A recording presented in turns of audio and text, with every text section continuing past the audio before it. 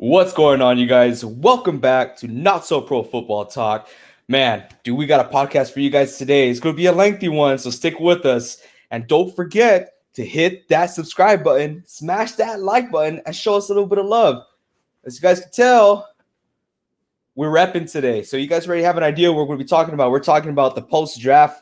We're going to give you guys our reactions and our thoughts about the draft, see how we feel. But that's not what we're talking about. We're talking about the Roger nonsense, Julian Edelman nonsense, Tim Tebow nonsense. I don't think it's nonsense, but I'm excited about Tim Tebow. And we're going to talk a little bit about fantasy football. So stick with us, you guys. We got the whole gang here. We're all excited. I hope you guys are excited.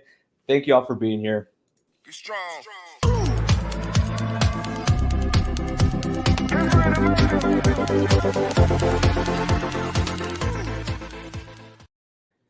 Jeez, that just Let's never go. gets old. Woo! Never Come on. gets old.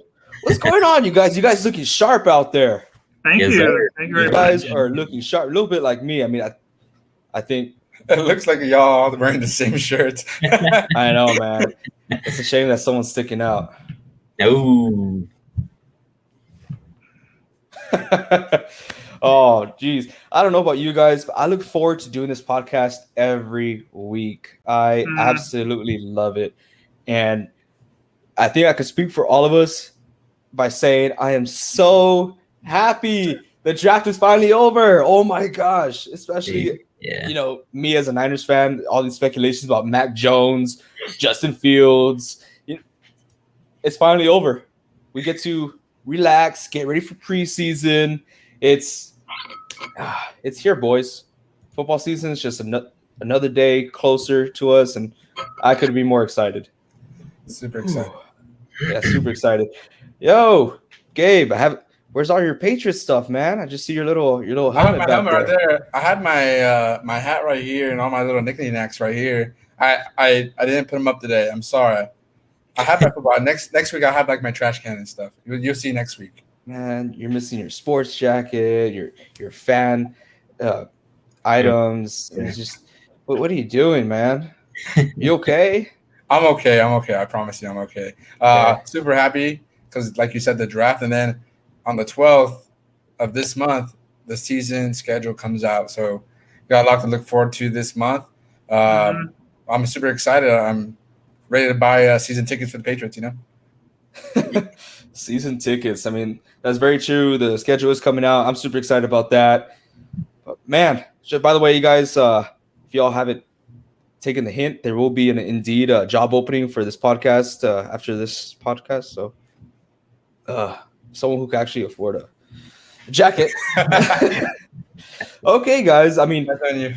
let's kick off this video with one of the latest. I don't want to say the latest, but Tom Brady just called out Julian Edelman. He called out Julian Edelman saying, hey, man, we all know you're not done. You're coming back. You just can't say it to the Big Pop's face, man. We've all been there. You can't tell coach that, you know what, I'm done playing with you. I want to go play ball on the other side. Gabe, can you tell us a little more about your team and how everyone's just leaving that team, that organization? My team. Okay, yeah. So I actually have the tweet right here from Tom Brady tweeting out to Julian Edelman saying, "We know Julian didn't retire. To be honest," Brady said, he's too scared to tell Patriots head coach Bill Belichick he wants to come to Tampa. I've been there, which surprisingly, when I heard Julian Edelman was released and then retired, I thought the same thing.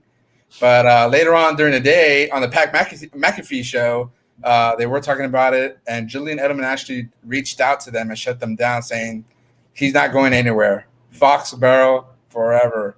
Obviously, it would be a wild. It wouldn't be a surprise if Julian did this, but from what I've seen and from what I hear from Julian Edelman, hashtagging the Foxborough forever. They have shirts out there for him, repping him. He's giving out, selling away. I don't think he's going to come back. I think he's done. I think he understands that he played a hell of a career. He has 3 Super Bowl championships, Hall of Famer for sure. You know, I think he is pretty done. But it's crazy for Tom Brady to throw some cheap shots at him like that. And to Bill Belichick and the Patriot organization. I thought that was pretty crazy. But come on, like that's wild. Who does that? That's a come on, man. Like really. So you don't think he's a follower? You think he is a Foxborough guy for life? I believe so. I don't think he's gonna come back. I think everybody just reaches that second part of their life, and right now I think he's in that area in his life right now. He has a kid. He's on his next chapter of his life, in my opinion. I don't see him playing football unless he's like Gronk to where he can live off of creatine and protein for life and go out there and ball any day. But I think he's done. You think he's done? Yes. I mean, Yeah, man. I don't know. He looks Brad pretty does look good in that I'll tell jersey. you that. That Yeah, would be a cool dynamic duo. He But does that won't look happen good in because that jersey. Gronk's not going to play with the Bucks next year. He even said it himself. Next year, he's going to be looking for a new team. He's going to be a free agent. So that big three happening again, unfortunately, won't. No, No. I mean he didn't join the team because of a failed physical, so maybe he just really cannot go anymore. Maybe. Well, who knows? He's retired as of right now. Yeah. As of right now. Anyone else got anything to say about this jokester? Definitely don't think he's going to come back. It's just Brady poking fun at him, really. Honestly, it could be Brady poking at Bill Belichick. I mean, they drafted a quarterback since in the first round since 1993. Obviously, if you watch the draft, Brady just won a Super Bowl his first year out of Foxborough. So, yeah, might be just Tom Brady trying to get under Bill Belichick's skin. Maybe. But you know what? I'm tired of talking about Julian Edelman. I could really care less if he comes back. Like, honestly. He didn't play all last year. Let's move on. What do y'all think? Let's move on? Yeah. Yeah. I want to talk about someone who is very dear to my heart and has really impacted me as an athlete in high school and impacted me as a person. I want to talk about Tim Tebow. And by the way, he's a tight end now. How crazy is that? From QB to tight end. I mean, it's not too crazy because that guy is a freak of nature. I mean, come on, guys. Just look at him. That guy is a freak of nature. Massive guy. Wow. Jeez. Is that picture recent? Yeah. That was a post-workout when him and I hit back and shoulders yesterday. But I want to get carried away, so go for it, Vince. Yeah, man. I mean, hearing that this guy's going to come back to the league after being a broadcaster just for maybe 3-4 years. I don't know how long it was. It felt like forever since we last seen him play. But this guy is a freak of nature. I mean, who the heck has the ability like this guy to say, you know what, I don't want to be a quarterback anymore, but I want to be back in the league. What position should I choose? And he's like, you know what, let's just be a tight end, right? He's like, there's so much. There's like that guy from the Saints. I mean, he does it all. What's that quarterback's name? Oh, Hill. Yeah. I mean, he probably got some inspiration from him. He's like, this guy does it all. Why can't I do it all? He's like, I feel like I'm still in my prime. I'll just come back to the league and I'll be a top tier tight end for anybody who wants to pick me up. So, I mean, for me, I think it's good for him. He gets to come back to the game. He gets to do the thing that he loves, not only on the TV, but actually on the field now. So I think it's great for him. Oh, yeah, it's excellent for him. You look at him, he's an absolute beast. He has a body of a tight end. He could even be a fullback if he wanted to. And let's just not stop at football. Remember, after he left the league, he did join a professional baseball team. He was with the New York Mets. Yeah, he played with the Mets for a while. And then he went back to broadcasting for college sports, or I should say college football. And now he wants back in. And it's just so happened that it is recent, tweeted 4 hours ago, that they will continue looking into working out with the Jaguars, Urban Meyer stated. So, head coach. talking straight up about Tim Tebow. So it is a very high possibility. I could possibly see it happening. I don't think he's going to be a huge impact in the game. I feel like his career is going to be more like a Jason Witten or Greg Olsen towards the end of their career. They're solid, but they're not playmakers, you know? Yeah.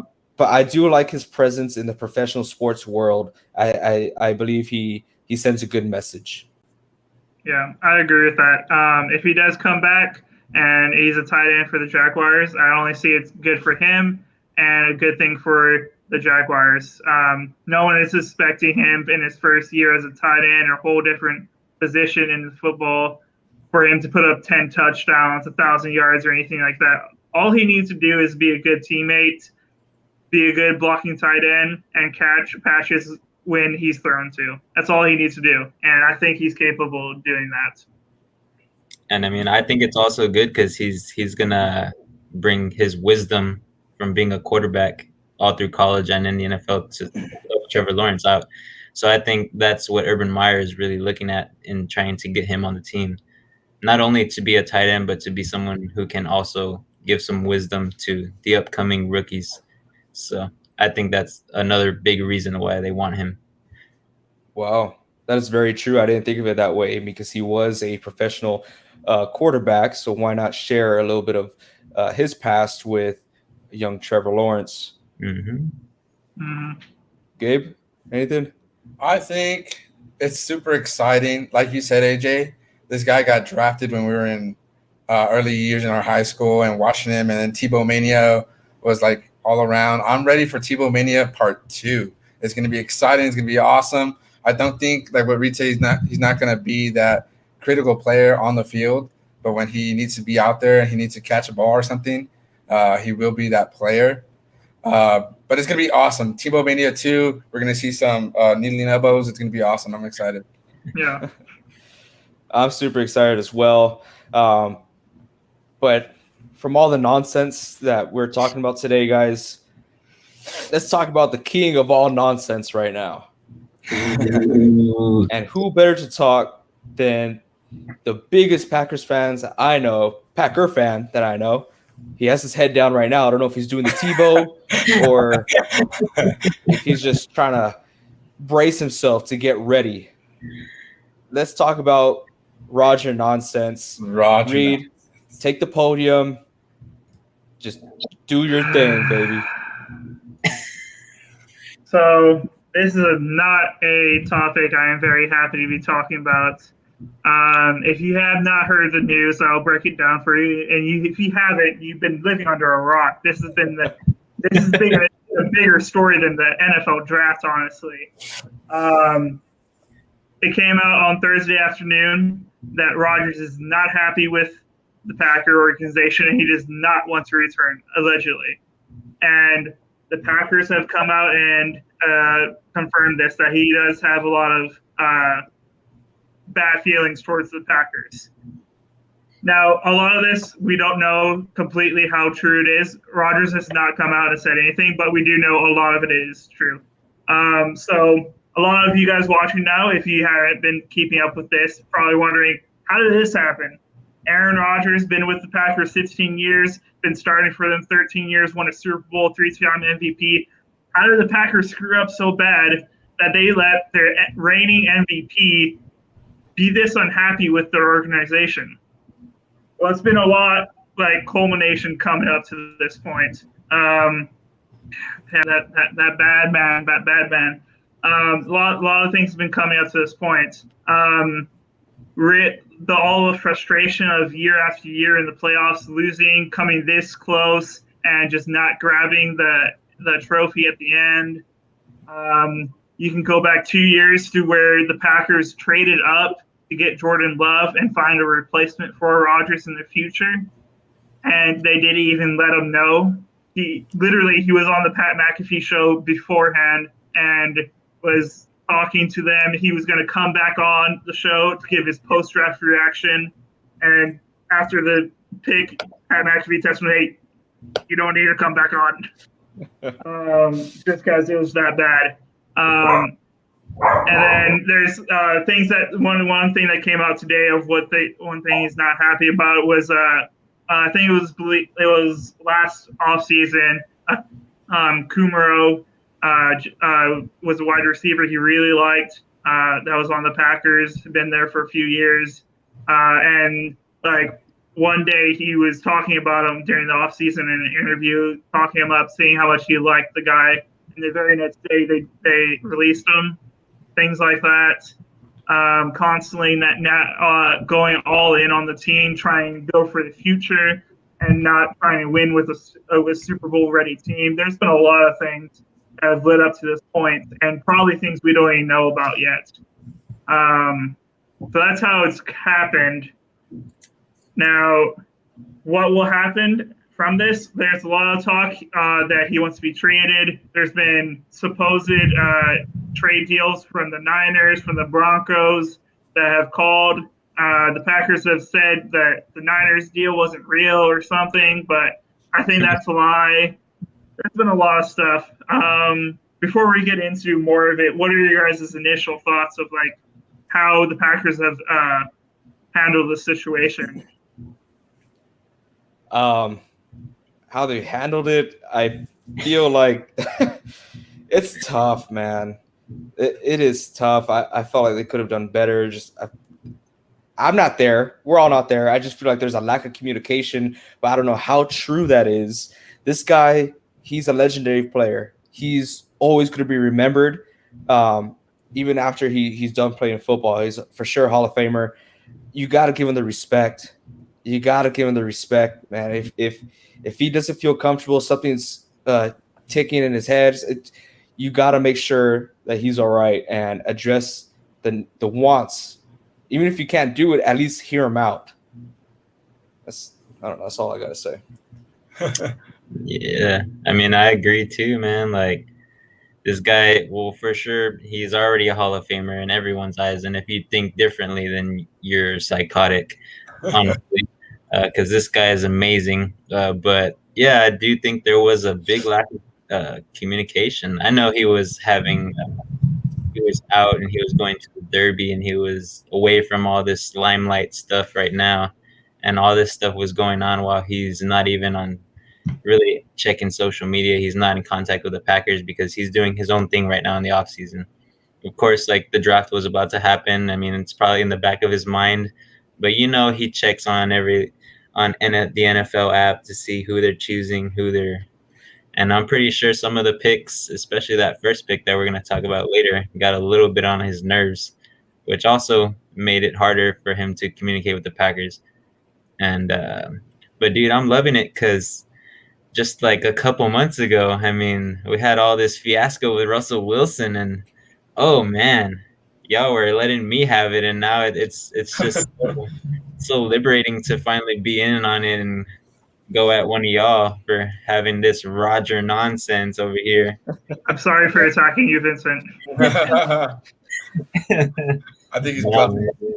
But yeah, I mean, just lack of communication. I think they could have done way, way better, especially like addressing him during the draft, like giving him a call, like, hey, who do you think we should pick? Like, get this guy to stay. If this guy doesn't want to be with y'all after this year or even this year, like, you have to do everything and anything you can to keep this guy for as long as you can. Yeah. What do you think, Gabe? I think it's just a huge, like what y'all were saying, I think he's just expressing his frustrations. I mean, this guy is the face of your franchise. And like we could all agree, Hall of Famer, Super Bowl champion, MVP. And yeah, I feel like every single time a new season starts with the Packers, whether it's going into the draft, into the season, into anything, he's somewhat left out. Like, he doesn't have a say in GM or coaching sometimes, except for a few years ago when Mike McCarthy got fired. Now the GM, he doesn't really get to say in who the Packers should draft. I mean, there's certain players. I know players and officials and GMs and coaches are two different things. But when this guy's been in your franchise and he's been your franchise player for this long, I think he should have a word to say, an input or something. I think he's just getting shut out. That's what the frustration's all about, in my opinion. I feel like it's coming from Aaron Rodgers. Yeah, I totally agree. As much as I hate to say it, this has been a huge screw up from our front office, from CEO, GM, coach, to make him feel so strongly about this is just a humongous screw up. And it will go if he isn't on the Packers, which we're about to be talking about with that situation right now, it will be one of the biggest screw ups in NFL history. So let's get into what this all means. Will he get traded? Will he retire?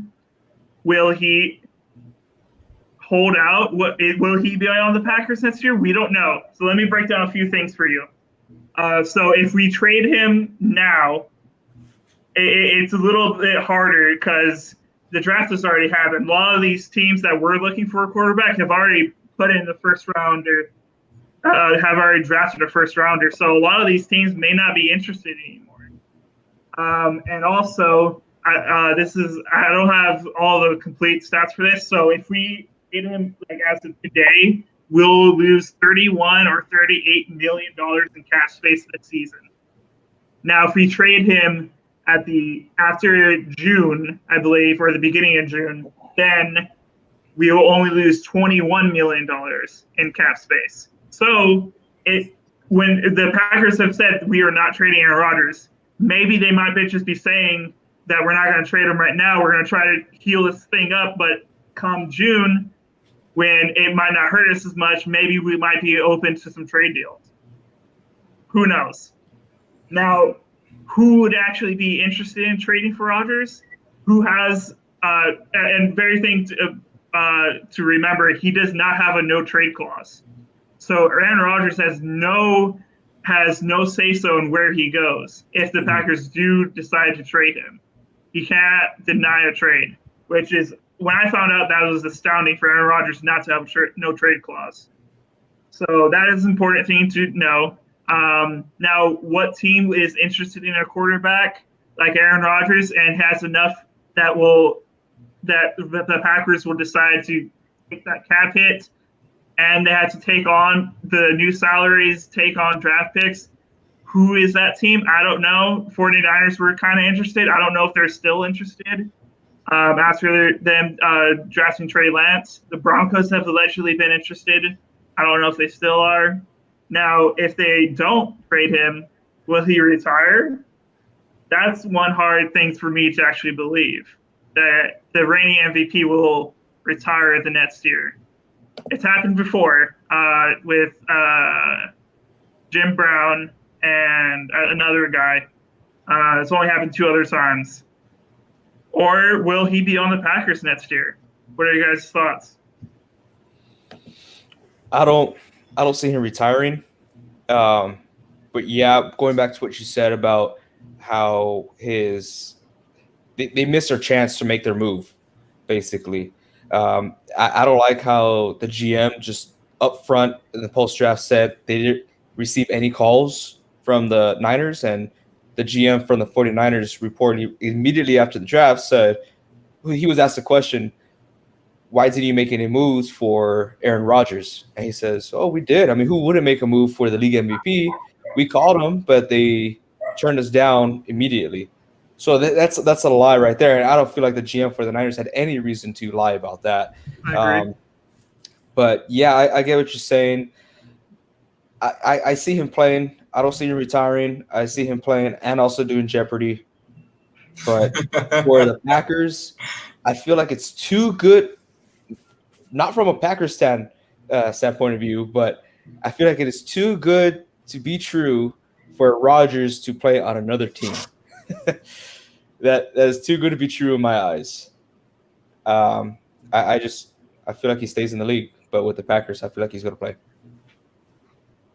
Okay.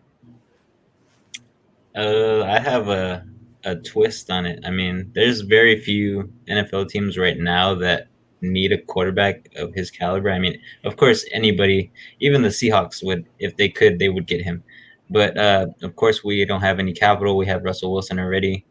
We don't have any draft capital. We don't have any cap space at all, basically. So we would really not have anything to give But the one team that still has some quarterback problems and has a lot of draft capital and has a lot of cap space at the moment is the New York Giants.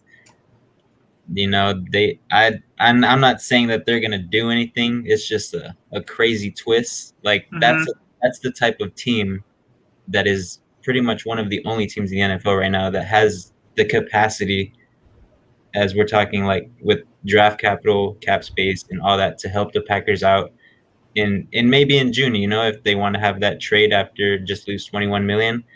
I mean, you get all this draft capital, 21 million is nothing to them if you get the right trade. But I don't see it happening. I don't see Aaron Rodgers going anywhere. If he doesn't stay with the Packers, he just might retire. I mean, he's only 37, so I don't think it's very possible that he retires because he's still got a lot in the tank, just like Tom Brady does. But yeah, I mean, it's just something that you can't fathom right now because he's been there for 16 years. And I don't know if y'all have seen that tweet, but they're saying that no quarterback has played I past saw it. 16 years. And I'm sure everybody else has seen it too if you haven't been living under a rock. But that's also a good little statistic there. So that's crazy. But I think they'll work something out.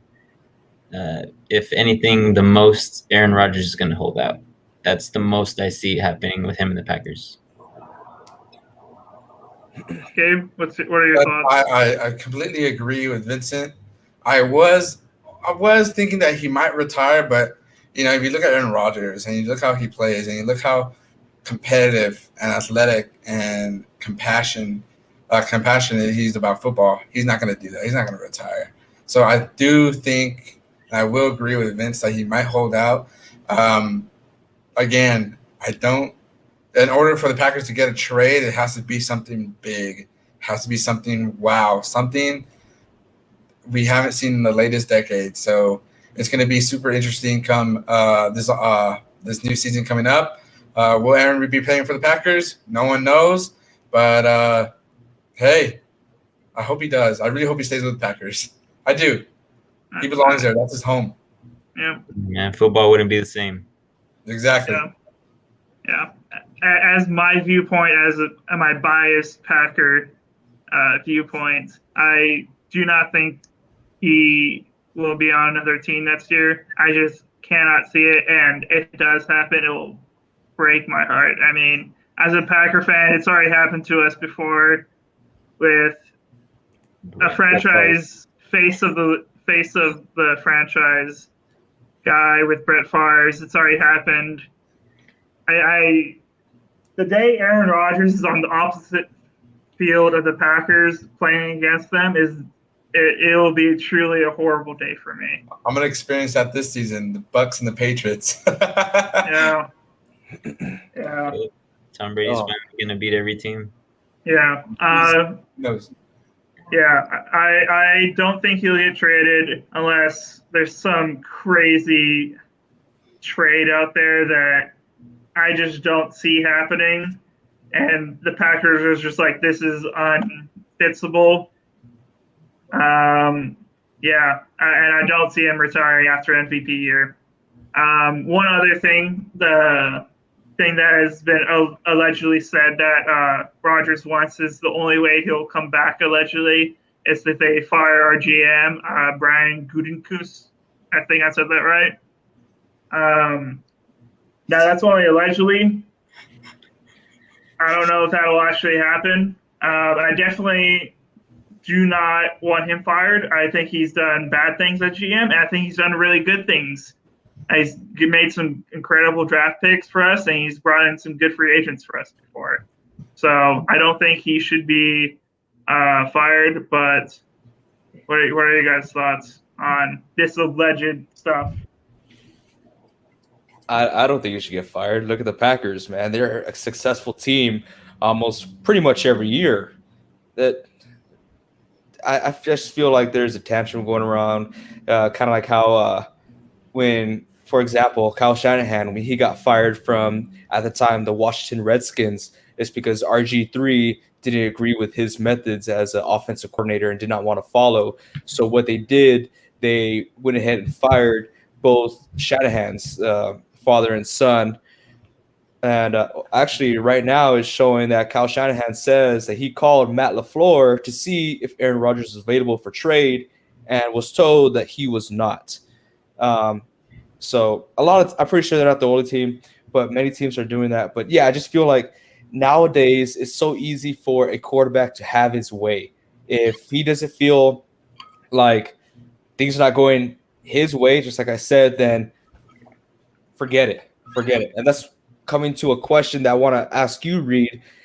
Do you feel, or any of you guys can answer this because we all watch the NFL, do y'all feel he was a little bit influenced, same thing as Russell Wilson, do you think they are a little bit influenced by Deshaun Watson and how he is, or how he was acting away towards his organization and the NFL?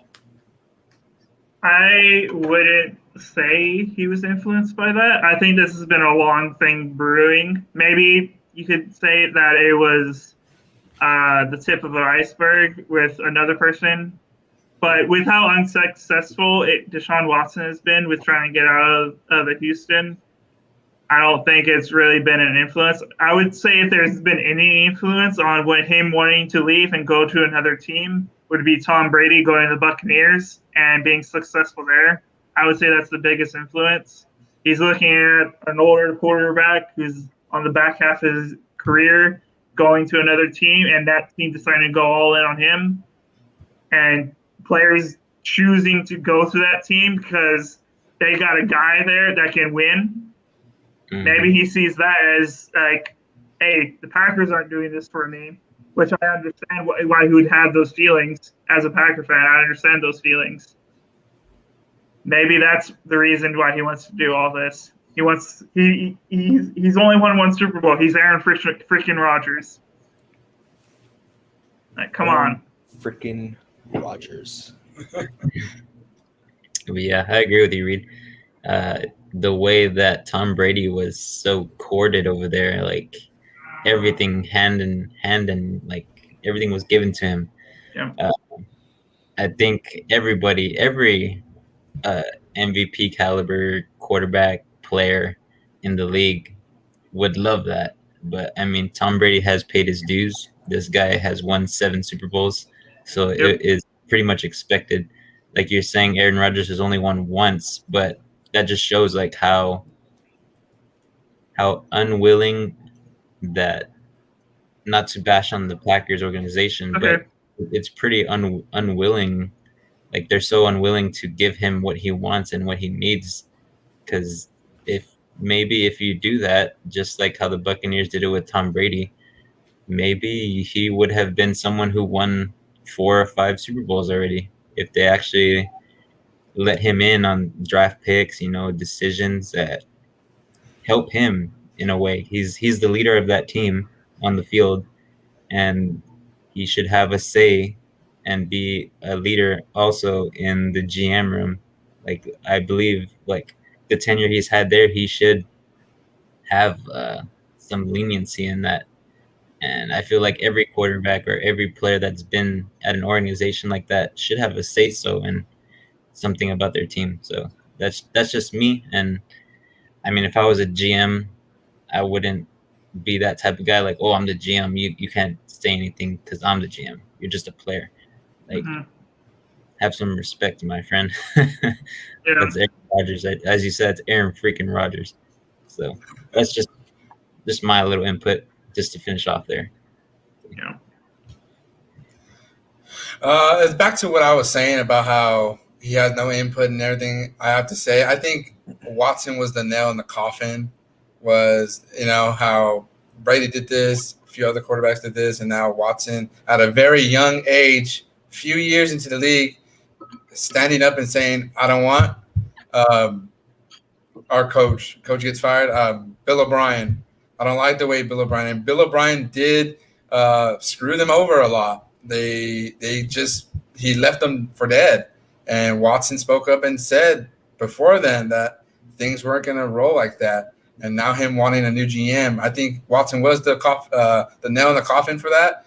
And now he's stepping up and speaking his own mind from what we know.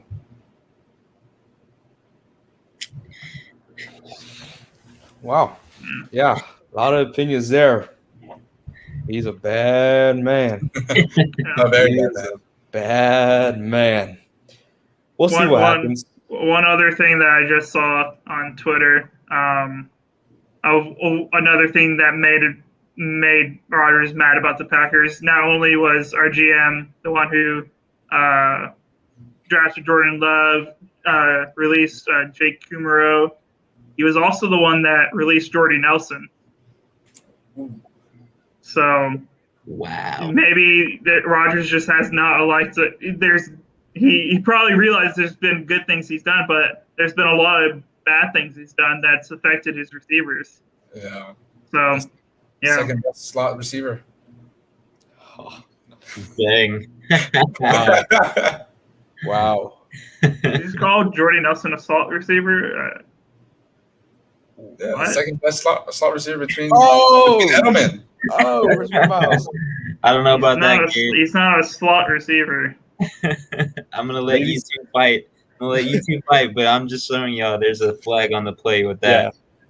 Okay, No. I'm just Just yeeted a flag right now. He played in the slot a few times, but he was not a slot receiver. So well, the last argument we had is that Nelson was a better slot receiver than Julian Edelman, and now you're saying that I said he's a better receiver. I said Julian Edelman is the best slot receiver to ever play in the league. Okay. Our fans, go watch the first. Yeah, go watch. right now. Mr. Nelson, right over here, said no. Jordy Nelson is the best slot receiver. I never said slot receiver. Well, how about someone just fact check to see if he was a slot receiver or not? Yeah, He someone played in the most of comments. his career on the outside. But to answer the question, Jordan Nelson is a better receiver than Julian Edelman. Yeah, but not at the slot. Hello, And- Zombie King 98. and Thank you for Edelman being here. is not a Hall of Fame receiver. Hello, Heroic Turtle 12. Thank you for being here. Join us live. Okay, guys, Yeah. it's gonna get a little heated right now. No more Roger nonsense. We're having a little bit of Yeah. nonsense here. Hey, guys, right before we get into the draft, the post-draft, our reactions. Look down below. That's our @ Find us on Twitter. We're also on Facebook. Don't forget to add us. Comment down the questions. If you're on YouTube, join us live. Make sure you smash that like button, hit that subscribe button, and make sure you share this, guys, because soon, starting next week, we're doing giveaways, you guys. We're doing giveaways, and I'm so excited for it. I'm excited for it because I want to win it. I'll win my own giveaway. I don't care. I'm savage like that. I'll do it. But yeah, that was a good flag, you guys. So like I said before, those are our ats down below, right underneath Vince and Gabe. You can find us on Twitter. Go ahead and ask us questions there. Ask us live questions here. We can answer you all. But next, we're going to be talking about the 2021 NFL Draft. But it doesn't seem right to do. We already looked the part, but I don't think we're done yet. Gentlemen, what team is drafting you?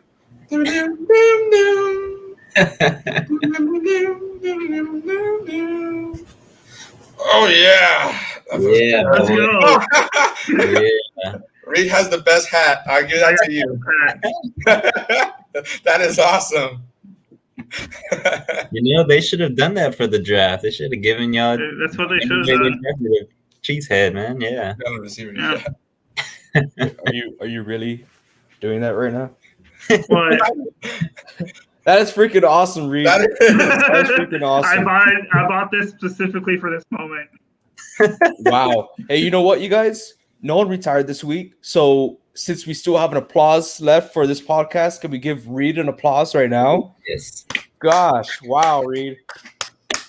If that's not dedication, then I don't know what is.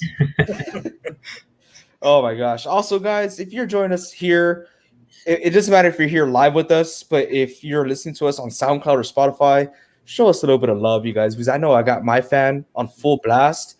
I'm wearing a suit, full on suit from head to toe. Just take my word for it. And it is hot. Yeah, It is man. hot right here. If any of y'all know us, we sweat. Just Oh, yeah. What's his weather Yeah. today? It was like 111 in my car. yeah, it was. Show us some love. Y'all can see I got a window right here next to me, and the sun's just beaming down on me. I got one of those blackout curtains, right? It doesn't black out. I mean, it blacks out 99.9% of the sun. Don't believe in that, you guys. Just get the black curtain. Save y'all some money, for real. All right, you guys. Let's talk about the draft. This was a fun draft. I don't want to say that I called it, but I want to say that we called it. This was a draft for the books. I mean, it literally made history. Vince actually found out that this is the first time ever that 8 quarterbacks were taken in the first 3 rounds. Mm-hmm. Mhm. Wow, 8 quarterbacks, you guys. Those are 8 new people that could lead your team to victory. The possibilities are endless here. And I don't want to say I told you so, but we'll get to that later. Okay.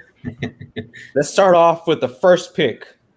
The Jacksonville Jaguars select Trevor Lawrence, quarterback, Clemson.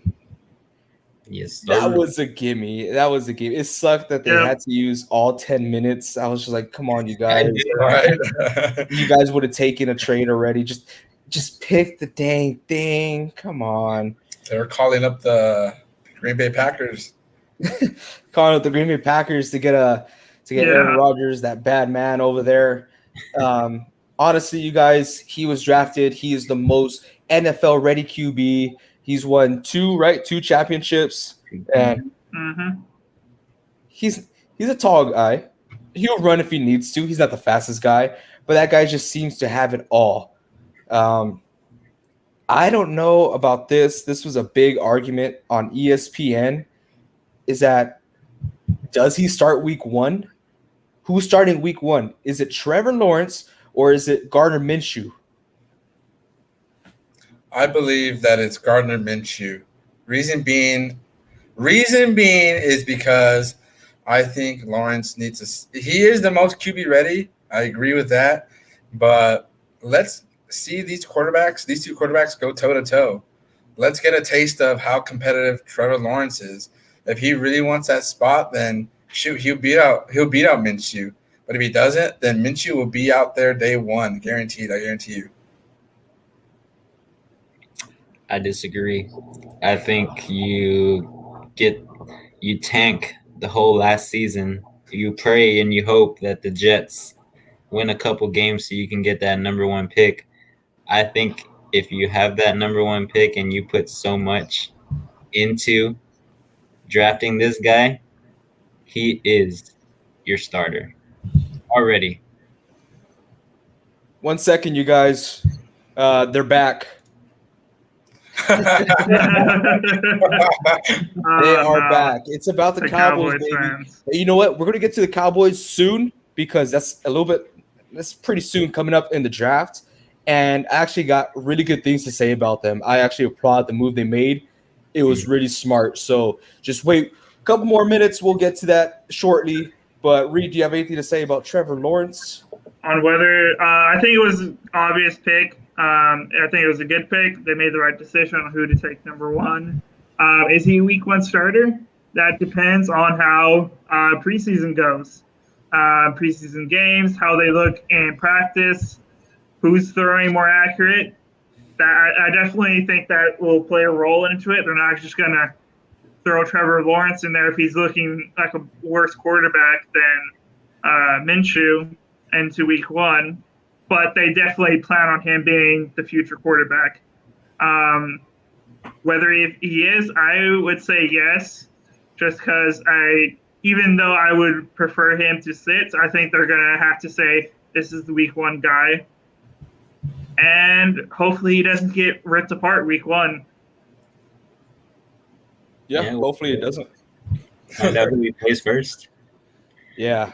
I feel like it's going to be kind of like a Dolphins situation where he is going to be the starter, but let's put I don't want to say vet because Gardner Minshew is not really the veteran, but he is the veteran QB there. Have him lead the way and slowly let Trevor Lawrence adapt to the play style, adapt to the NFL, and take over the team. Or you have a Swiss Army knife like Hill from the Saints and have Tim Tebow just do it all. Help him out when he needs to be helped, and then get in the tight end position whenever you need to catch a ball. But yeah, it was an obvious pick. Trevor Lawrence goes number 1. Number 2, I'm going to applaud this here. Number 2, the New York Jets select Zach Wilson, quarterback, BYU. That was also, everyone saw that coming.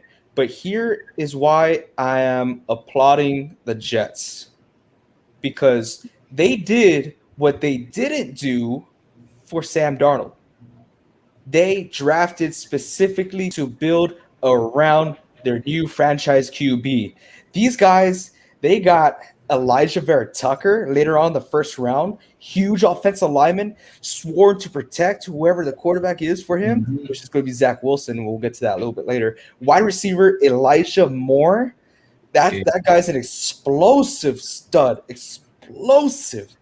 And then they get not 1, but 2 Michael Carters. They drafted 2 individuals. Both names are Michael Carter, and both play the running back position. And get this is even crazier. One plays for North Carolina, and the other one plays for Duke. Rivals right there. Whoa. I think that's another record right there. First time in draft history. Yeah, they do need a line. That's why they did draft Elijah Vera Tucker to help them out, fill up that area there. He is a huge guy. He was top 3 offensive lineman in the draft. So I feel like they did address that very well, and I don't think they are done yet. But here is where it gets a little complicated because with this draft, they had a lot of draft capital, a lot of draft picks.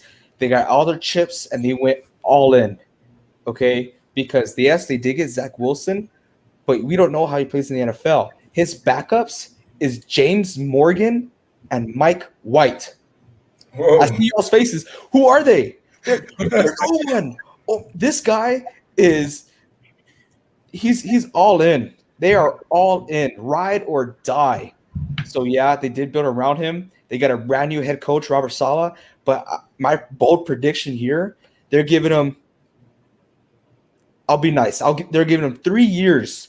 If they don't produce in 3 years, clean house. Everyone's gone. Yep. Anyone else? I totally. I'll go for it, Vincent. No, you go ahead, man. You go ahead. I totally agree there with you, AJ, because they did build around him, and I really like that Vera Tucker pick. That guy is the most explosive lineman in now rookie offensive lineman in the league right now. I think he was a big steal. A lot of these teams really passed up on these offensive linemen early when they should have picked them early, but they didn't, and they got to steal on those old linemen. Go for it, Vince. No, yeah, I agree, man. I just think that they're all in on this guy. He's a great kid. I mean, they really didn't talk about him too much, like pre-draft or during the draft, even when they picked him. But from what the Jets have been saying, I mean, they're impressed with this guy. His ability to recall and dissect like certain plays and scenarios in the game, and on the college level, were pretty good. I mean, they were vetting this kid nonstop. Like they were like, okay, we want you. Like you're our guy. Prove to us that we're making the right decision. And apparently, the Jets and their new head coach Robert Saleh, I mean, he agreed and he wanted this kid too. So I think it was just a great pick, and I did like that they helped him out. They got him a running back. They got him one of the best linemen in the draft.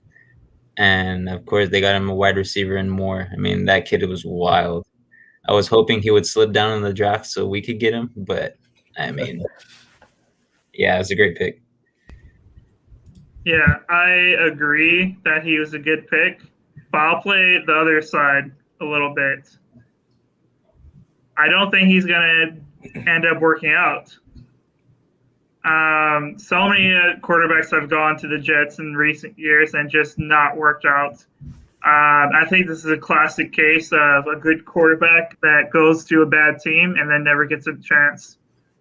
That's my not so pro take on it, but I definitely there's a lot of quarterbacks that were taken in the first round, and only probably 2 of these guys will end up working out. That's how it usually goes, or none of them sometimes. And I think this is one of the people that's just not going to end up working out. He's going to be stuck on a bad team, bad situation, and he's just going to get discarded by the NFL in 4 to 5 years, in my opinion. Mm-hmm. Nice. I got my money on Mike White, the 3rd string. I just love that name. Mike White. Right. Going on to the number 3 pick, we have the San Francisco 49ers. Who are they? Who are they? San Francisco 49ers drafting Trey Lance, quarterback, North Dakota State. Guys, if you guys watch Not So Pro Football Talk, if this is not your first episode, you should have bet money on what I said. You guys would be multimillionaires right now. No one saw this coming. I don't care what the media says. They said it the last 2 days. Oh, it's going to be Trey. I knew from the start. I knew from January 1st. It's day one. Quote me on it. Quote me. Go back to our first stream. I don't know what it was. I said Trey Lance. And all you guys made faces at me. You guys made fun of me. It's going to be Mac Jones. It's going to be Justin Fields. We got Trey Lance, the guy who does not like to turn over the ball, from North Dakota State. The last quarterback to get drafted from North Dakota State was Carson Wentz, which I don't know if y'all remember, but he was having an MVP year until he got injured. Mm-hmm. And just to tell you, Trey Lance, coming out of college, way above Carson Wentz. I got a lot of high hopes for this guy. He plays a lot like Russell Wilson. He has a body like what's that guy's name? Mahomes. That guy, he is an athlete. We'll see what he does in the Shanahan system. I have a lot of faith in him. I'm super excited. And you know what? By y'all thinking about Jimmy G, as soon as he got drafted, Jimmy G was like, yo, what's that guy's number? Someone give me his number. I need to congratulate him. I think he's going to do great. I think it's going to play out a little bit similar to how Lamar Jackson took over with the Ravens, but in a more respectful way. If Jimmy G's playing lights out, Jimmy G's our starter. There's a chance we don't see him at all this year. But I don't want to rant on too much about the Niners because I know it's easy for me to do that. So someone please take the mic. I hope he's a bust. Oh, man. You hope he's a bust. I don't think they're playing the boys this year, by the way. Oh, really? Yeah. I don't think so. Especially since the Cowboys aren't making the playoffs. Oh! Nice. Oh. Reed, that's a live viewer right there, Reed. Spit some respect on his name. Jeez. Yeah, but getting back to Trey Lance, I mean, he is a great kid. He's a good player. The only thing that I don't like, which was nothing to his fault, is that he did not play in the 2020 season. Am I correct? Yeah. He played one game. One game? Yeah, I mean, it's not his fault. I mean, of course, there's this pandemic that came along, but I would have liked to see how he progressed from year to year. So that's just a little question up in the air. Like, is he still going to translate what he did in 2019 to now? Of course, he's a great kid. He's super talented, and I'm glad the Niners chose him because I'm hoping he's a bust because we don't know much about him. But anyways, yeah, he's a good kid, so I'm happy for him. Happy for the Niners. But yeah, let's move on, guys. You know. Okay. Well, just to address what you said. No, he didn't play. He played one game. As of right now, North Dakota State. If you guys do miss football, their season's going on right now. Yeah. Yeah, they're continuing right now, and they're not doing so hot because they don't have Trey Lance. I mean, I don't want to say just because of him, but yeah, they're not doing so hot. So, and he's only 20 years old. A lot of time to develop. Mhm. So yeah, super excited. We'll go ahead and move on to number 4. I know. Number 4, we got the Atlanta Falcons drafting Kyle Pitts, tight end, Florida. I knew he was going to be the first non-QB to get drafted. I felt like it was going to be him over Penei Sewell, just because it's hard to pass up. If you're a team or an organization, it's hard to pass up on a tight end that looks this good coming out of college. Yeah, I have to agree. People said that he was the next Antonio Gonzalez coming out of the draft. Dynamic player, could get up there to get the ball. Fast, good off the line. if you're on Spotify, Mr. Israel Torres said, "What QB do the Packers have? I believe he's going to go host Jeopardy." Crazy, Packers. But right back to the Falcons and their pick. Next, Tony Gonzalez. Excuse me, sorry. Good pick. Straight off the line. We all saw this coming. Also, I don't know if you know, but he is the first player to express his number with the new number system in the NFL with number 8 tight end, which I think is pretty cool. Wow. As a Tom Brady fan, you think that's cool? Yeah, even though he threw a huge B-word fit about it. Him and his dad, Bill Belichick. That's his stepdad now. Bruce Arians' his daddy. Hey Riley, if you we just talked about that. I don't know why I said Riley, but Israel. I know you as a person. Israel, if you just missed our Aaron Rodgers nonsense segment, we talked about that earlier. It got a little heated towards the end, so we had to move on quickly. So, all right. Anyone else got something to say about the 4th overall pick? Nothing more to say, man. He's a great player. A generational tight end. That's all I gotta say. Okay. Yeah. I felt like they could have maybe drafted down, get some more draft capital, focus more on the defensive side because they can't stop anyone. But you know what? Not my prop. Number 5 overall pick, we got the Cincinnati Bengals drafting Jamar Chase, wide receiver, LSU. LSU love, baby. How about the Tigers? Oh, Tigers. They're like, Joe Burrow? Oh, he'll be back. Don't worry about him. He's fine. He's cool. Now, I can't talk too much trash because you picked the best wide receiver on the board. And the second round, you come back and you get a offensive lineman and a pretty damn good one as well. So kudos to the Bengals. Anyone else? Yeah, man, this kid's great. I mean, he's going to be someone you're going to have to pick up in your fantasy off the bat, honestly. Off the bat. Thanks for the idea, Vincent. Thanks for the idea. You're welcome, guys. You heard it here, you know. I'm winning this year. How about that? Savage. Yeah, I am a savage. Yeah.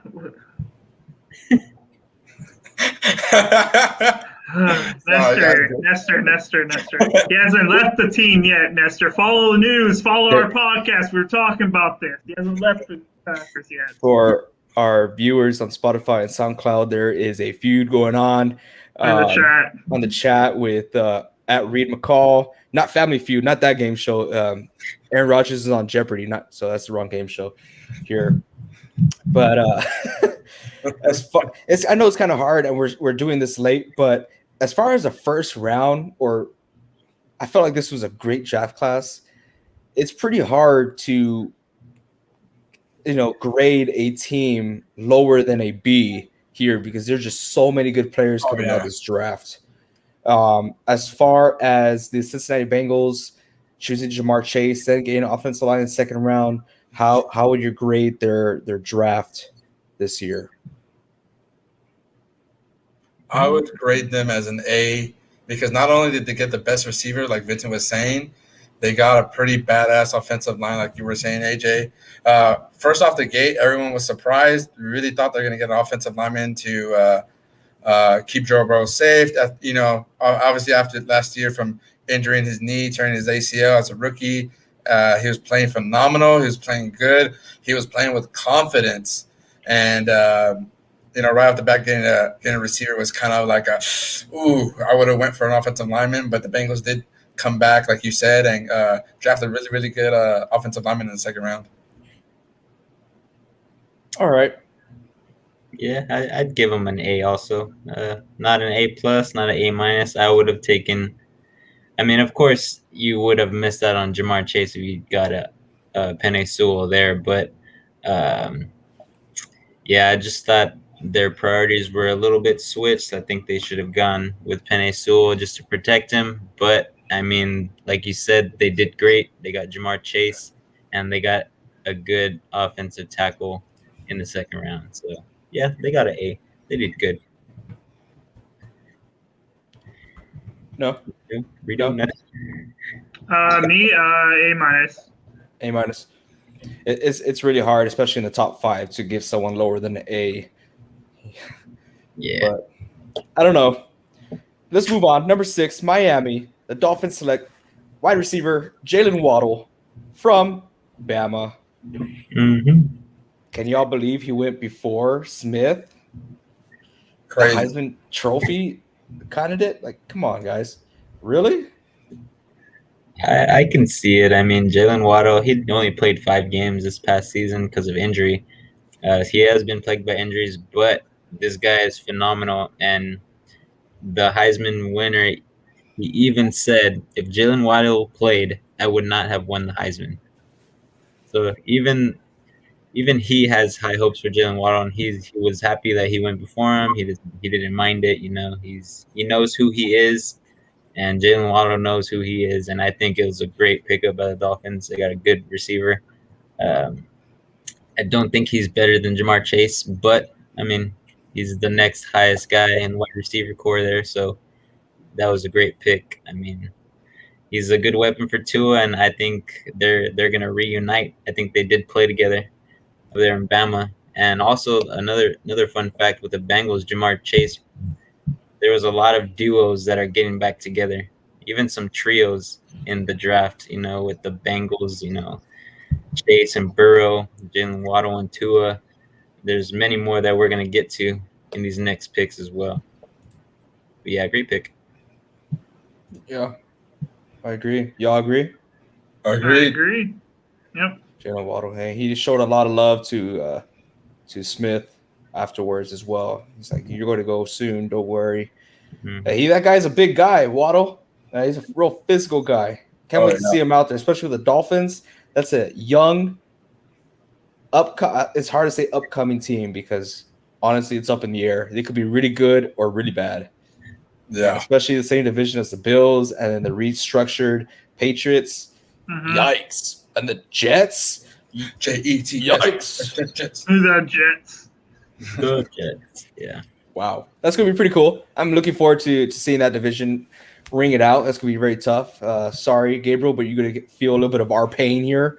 But division, yeah. Yeah, looking forward to some good football this year. Oh yeah. So looking forward to some good football. Number 7th overall, we got the Detroit Lions taking none other than Penei Sewell, tackle, Oregon. Don't forget to protect your quarterback. What a guy, man. Let's see. Who got them? Detroit?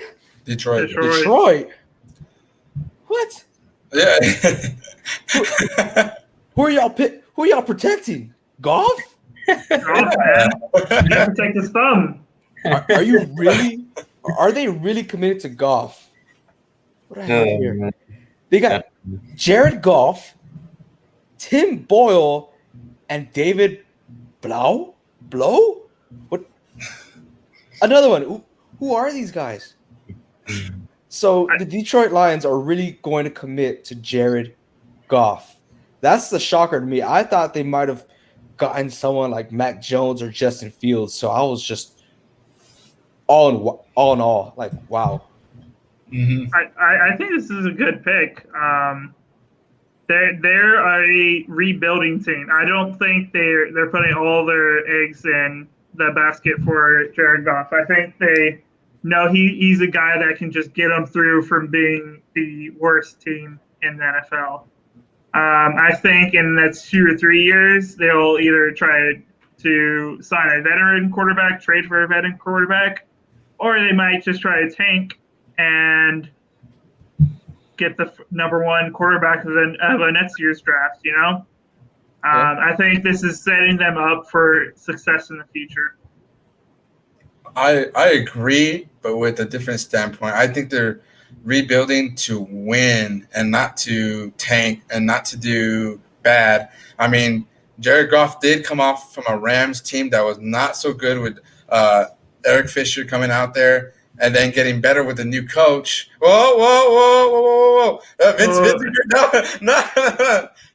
Jared Goff didn't play well when he first started. And then they got a new coach with Sean McVay.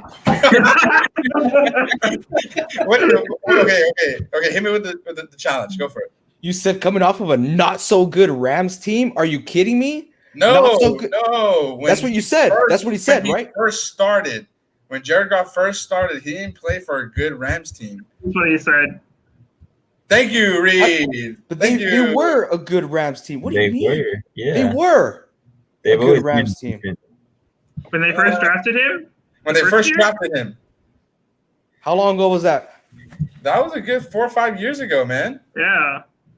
When did they go to the Super Bowl? First year Sean McVay was in, which was 3 years ago. It was 3 years ago. You said 4 or 5 years ago. The year before that, they were a solid team. They had, I believe, correct me if I'm wrong, they had one of the best defenses in the league.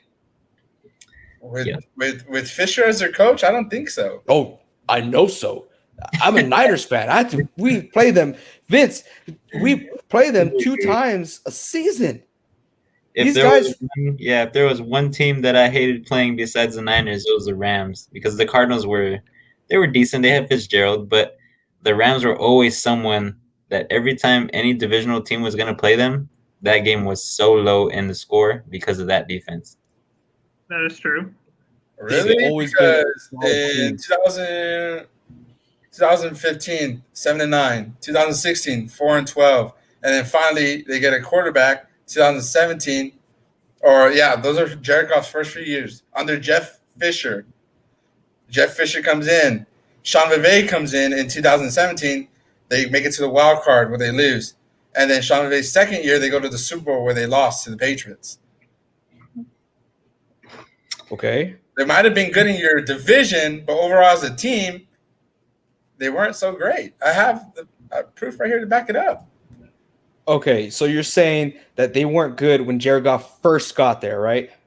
Yeah, no, they weren't. Jared Goff and Sean McVay turned them around, and then obviously they had that 1 year slump where they went 9-7. They didn't make the playoffs or anything. Jared Goff and Sean McVay, or just Sean McVay? Both. If it wasn't for Sean McVay, Jared Goff wouldn't be the quarterback he is today.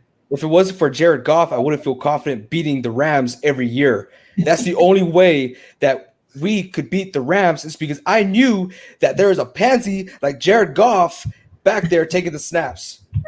That guy was so unathletic. Just, I mean, him and Sean McVay turned this team around with the Lions. I think they got rid of Patriots defensive coach. I forgot his name. Put in a new coach, Matt Patricia. There you go.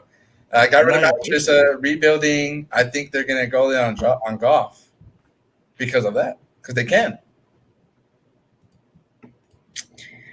I guess I still don't see the Lions doing anything if they have Jared Goff starting. You know, it's going to be no bueno.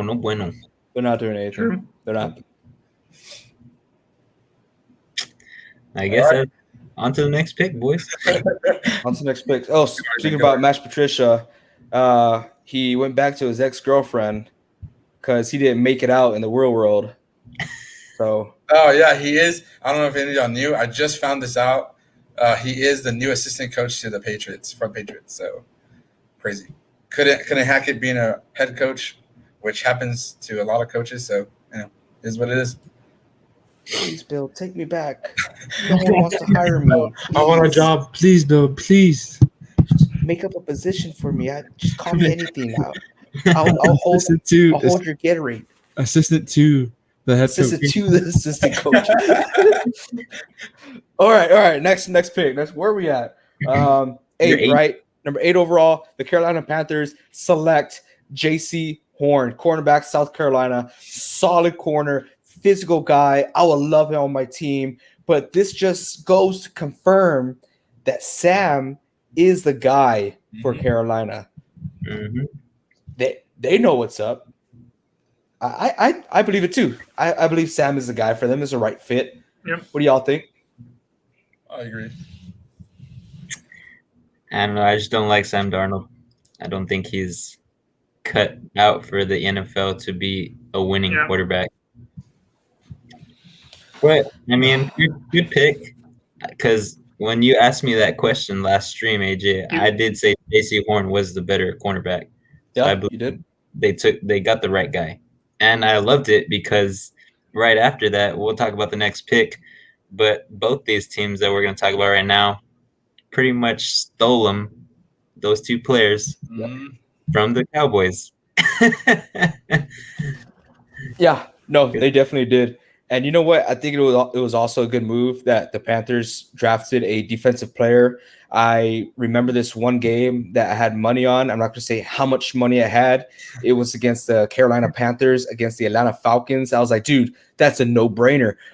Panthers going to take it. I got Panthers by 3.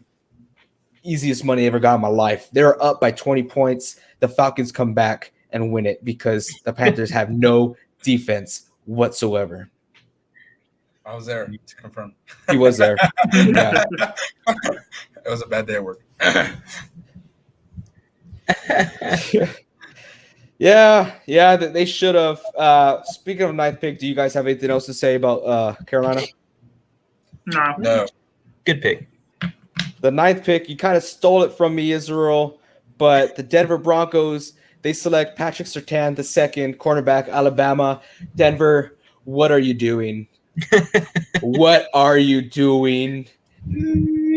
I'm just gonna say one more thing, and then I'm gonna end it off there for my part, and you guys take over. I got a bold prediction. Teddy Bridgewater is named starter. Week 3. Really? You see it happening. I agree. I think I give this one a C+ because the player that they did draft was really good. He is a really good corner, but you did not need a corner. You had Justin Fields on the board. You had Mac Jones, and everyone thought these guys were going to get a QB. Even I thought they were going to get a QB. And you have a pretty good defense as it is. Beat the Patriots last year. I know Andrew Luck is kind of like but I think they should have gotten a QB. But no disregard to the corner, he is a stud. If you guys saw the draft, he was just blank staring at the camera.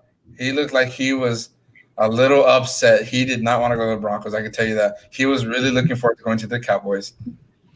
Yeah, man, I remember talking in the chat. I think I said that he looked like he was mad at everybody that passed up on him. I mean, this guy was just angry. He was there just no reaction whatsoever, man. Yeah, but I mean, like, yeah, he is a great player.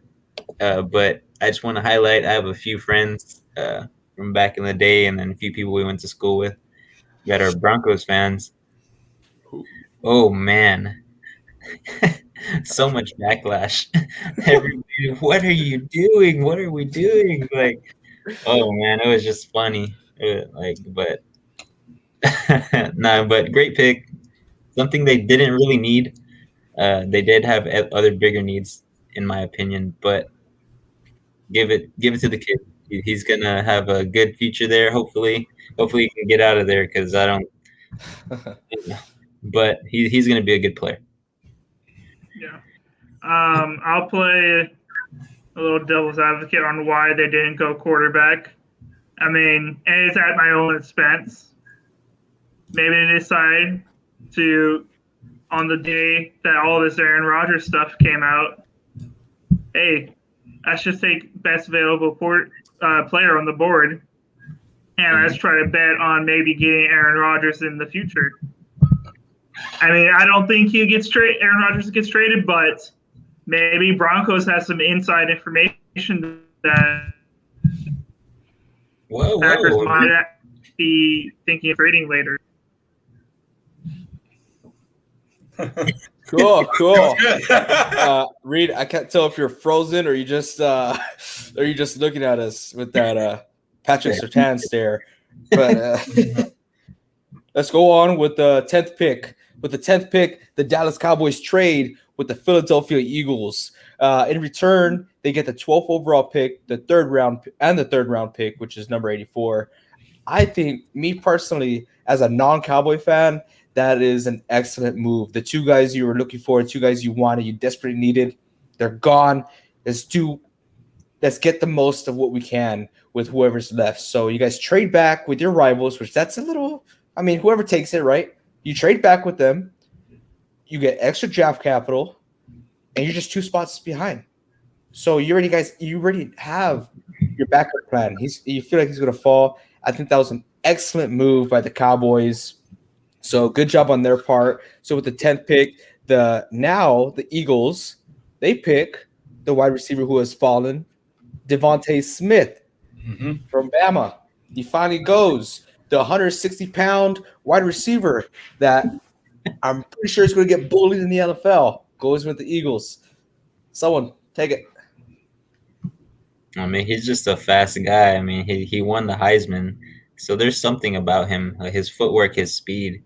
But yeah, he, like you're saying, he's very light.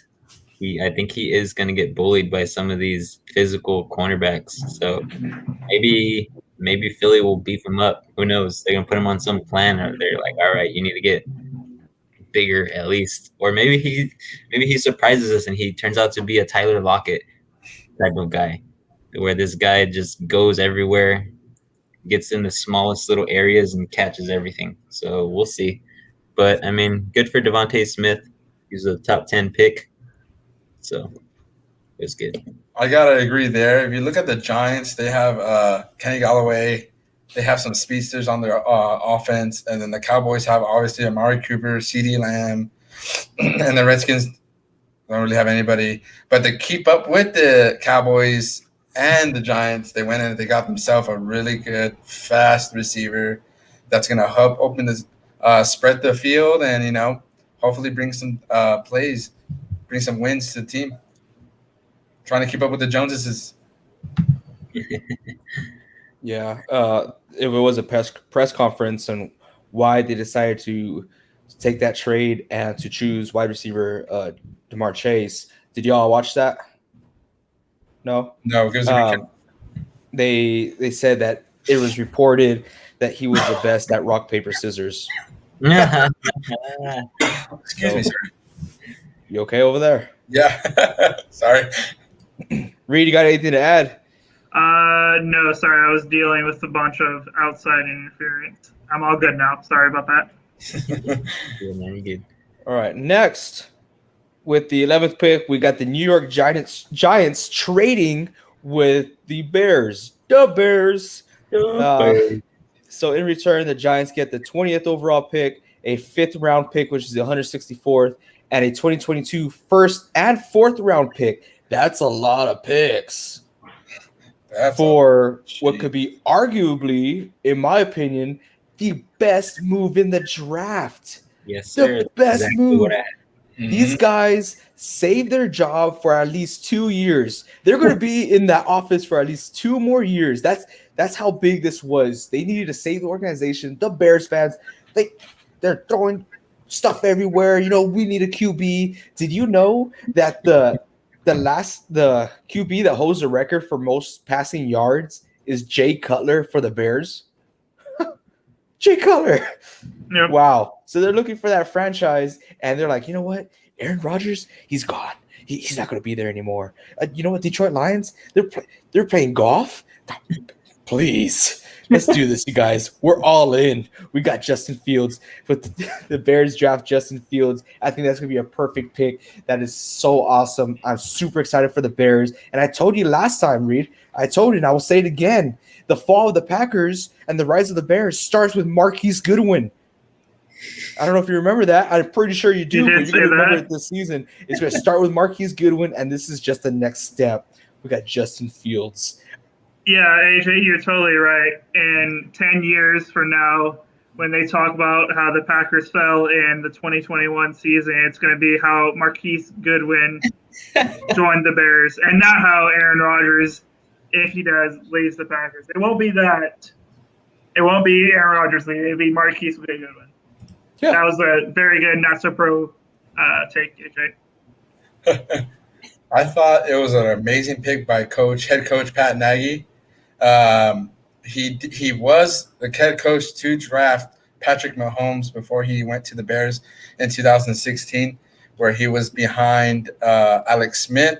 Obviously, now Pat Nagy's with the Bears, and he did what he did back when he was with the Chiefs. So I think this is a big move, smart move. Now the question is, does Justin Fields start this season, or does he go under whoever's starting QB right now, which is Andy Dalton, QB1, if he starts or not, if he's going to be under his wing, and then next year you'll see Fields on the lights, under the lights. Excuse me, Field. Yeah, man, I agree. I mean, the Bears were front runners when all this drama was going on with Russell Wilson. They wanted a mobile quarterback. They want someone to really take the reins there. And I mean, the last I checked, they have a decent O-line. You know, I heard that Russell Wilson would have been pretty happy there in Chicago because of that line. It was a big upgrade from the Seahawks line and all the problems there. But I think this was agreeing with you, AJ. This was the best move in the draft. They gave up a lot of capital, not gonna lie, but they got a quarterback that, in my opinion, is going to work out in the long run. So I'm not too sure if he's going to start this first year. You know, I know the Bears already said that Andy Dalton was their QB1. They announced it way before the draft, and Yep. It was a bad idea because I think this kid is going to contend with him and really give him a run for their money. But yeah, I feel like they got their own little Russell Wilson while picking Justin Fields at 11. So great move. Perfect for the Bears, and go Bears. Go Bears. Yeah, I'll agree. As someone who knows the Bears very well, my parents are Bears fans. I've rooted against the Bears for a while now. This is a great move for them to actually be real contenders again. If everything we've seen in college, it carries over into the NFL from what Justin Fields has done. I mean, he's going to a pretty decent team. I mean, out of all the quarterbacks, other than maybe Trey Lance, he's going to the best situation as a football team with the Chicago Bears. Every other quarterback is stuck in a pretty bad situation where they're not going to be winning for maybe 2-3 years. Justin Fields has a chance to win now, at least make the playoffs and maybe win a game. So definitely a good pick from the Bears. If Rodgers isn't on the Packers next year, they have a good chance of taking the NFC North. If he is, then the Bears still stink. Yeah, excellent move for the Bears. Good job. Looking forward to seeing them this upcoming season. With the next pick for the 12th overall pick, now we have the Dallas Cowboys, and they went ahead and got themselves the best defensive player in the league, Micah Parsons, linebacker, Penn State. I think that is an awesome pick, you guys. I know you guys need to adjust corner, but this is not a loss for what happened to y'all, which wasn't y'all's fault. Y'all made moves to benefit all around, the whole organization, the whole team. And for him to be named the best, arguably the best defensive player coming out of this draft, congratulations. good pick, especially since Sean Lee just retired. You guys need to fill up some gaps. I feel like he'll fill up just nicely if he can stay healthy, of course. Anyone Yep. else? Jalen Smith, Van Der Esch. It's going to be a good linebacker core. Yeah, man. I think the Cowboys are well known for that. So I think they made the correct pick in getting this guy. He's going to be a good fit in whatever side he plays on, whether it be middle linebacker, left outside linebacker, right outside linebacker, even on an edge. I mean, this kid is fast. He's good. He's strong. He's a go-getter, man. So good pick by the Cowboys. They really recovered after having to trade down because of that situation they were put in earlier in the draft. Yeah. Cool. All right, so good job for the boys. For all you Cowboys fans watching, That's about it. good job. That's the you best guys. you're gonna get out of this podcast. It really is. But you know what? I applaud it. Good job, y'all. Y'all should be looking forward to y'all's defense next year. And hopefully a returning quarterback that plays the same. Rest in peace, Carson Wentz. All right, next one. LA Chargers. These guys, believe it or not, I felt like they didn't need to address a lot of positions. They went ahead and drafted offensive tackle Rashawn Slater, Northwestern, a great offensive tackle. They found a hidden gem in Justin Herbert, so might as well protect him, right? But the biggest problem this team has is staying healthy, just like the San Francisco 49ers. If this team stays healthy, they have a competing team. Agreed. Agreed there. You said it best. Oh, okay, cool. I would give them an A+ for sure on that draft, just because they didn't need to address a lot of areas. But good for them. Fonziel, hey, bolts up. Hey, welcome. We got a Chargers fan. What's going on, man? Bolts up. But just for that, man. Yeah, well, let's touch up a little bit more on Chargers. I mean, we've always said that they have nice jerseys and everything, but I think this team is slept on. They were a force in the league this past year, and nobody really gives them the light of day. So, I mean, Fonzie, you got a good team, man. So I'm looking for those Chargers to go deep in the playoffs this year. I mean, with their quarterback getting some more tenure under his belt and everything, he's gonna take the league by storm in these next few years. Deep in the playoffs, Vince? I think so, my friend. That's a bold Jeez. prediction right there. So In the AFC? in the AFC, Wow. Who are they beating? I think we're gonna beat a few teams that we know of. You know, like the Kansas City Chiefs, maybe. Oh yeah. Okay. Oh I yeah. think they could. They got, like AJ said, if Herbert and all his wide receivers stay healthy, that defense is healthy as well, I think they can contend. All right. Just my not so pro opinion. You know what? I Alright. will admit, during the season, I did have a case of the jellies. I was a little bit jealous that out of nowhere, there's this kid named Justin Herbert that decided to light up the field and just play outstanding. But unfortunately, like we said before, the team, unfortunate, events happen where they get injured, very similar to the 49ers. That's why I can relate to you, Fonzie. But you guys have a solid team. And if you really are a Chargers fan, you have a lot to look forward to, man. A lot. So also, thank you for joining us live, Fonzie. Really appreciate it. So big shout out to you, man. Big shout out to you. I don't know if y'all can hear that, but there's thunder going on. Is that Right outside what my it window. is? I can That's- hear it too. That's thunder going on. So sorry, guys. Oh, man. It's like they're like knocking on my roof right now. Jeez. It's hail.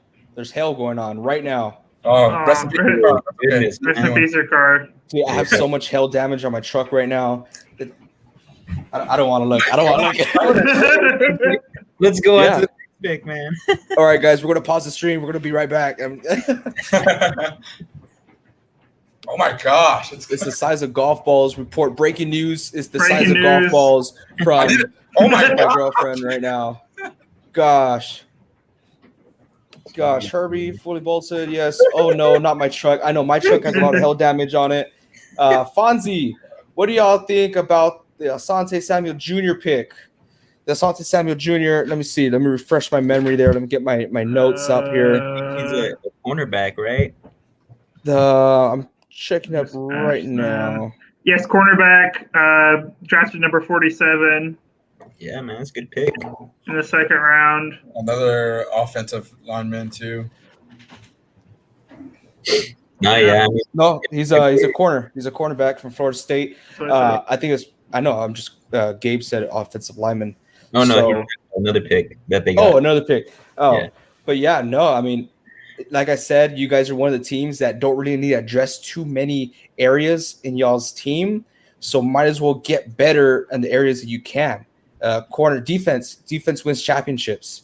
You guys offensively, you guys are stacked as of now. While you guys still have the receivers that y'all have, I don't know how much longer they will be there, but you guys need to capitalize, man. You guys have a small window right now. Yes, I know I said small because it is a small window, but you guys have a solid chance on making it. So honestly, I think overall, y'all's draft, it's hard to put a B on there, so I'm going to slap an A because honestly, me and my not so pro opinion, you guys are just trying to upgrade your team very cheaply. So yeah. Very cheap. I mean, that's what this is, right? The draft. I mean, Yeah. if you guys look at it after all these rounds of the drafts, all these undrafted free agents get swooped up. I mean, those are potential outstanding players that just never had a chance. All right. So going on next, we have, which was the Minnesota Vikings. They went ahead and traded with the New York Jets, making money moves, which we talked about them. The Vikings get the 23 overall pick, a third round pick, which is the number 66, and another third round, which is 86. We don't have to talk about the Jets because we talked all the moves they made. That's when they got Elijah Vera Tucker. Excellent choice. So good job on the Jets putting all their chips in for Zach Wilson. Next, we got. Go ahead. Go ahead. Take it, bro. Take it. With the number 15 overall pick, the New England Patriots select Mac Jones. And the reason why this is a B plus. I'm pretty sure y'all are like, what? AJ right there. It's a B plus because it's going to take a while for Mac Jones to adjust to the system there in New England. It really is. The Patriots did get a steal because he did fall from being supposedly number 3 for the Niners to read the speed also on the podcast and on Twitch, watching on Twitch. He's a real one. Says Tom Brady clone ? We will see because he has a lot to prove. The Patriots did get a steal from him because he did fall to 15 and the Patriots got him. He has a lot to prove, but he has a lot to shape up. He is a little chubby kid. He does go out and like to party and club and speed and do all these things. So I think he's going to have a lot to learn. That's the reason why it's a B plus. Bill Belichick did say he is not going to start. Cam Newton is going to start this season regardless of what happens unless Stidham and Jones do something spectacular off the field that makes Bill Belichick want to put either of them in.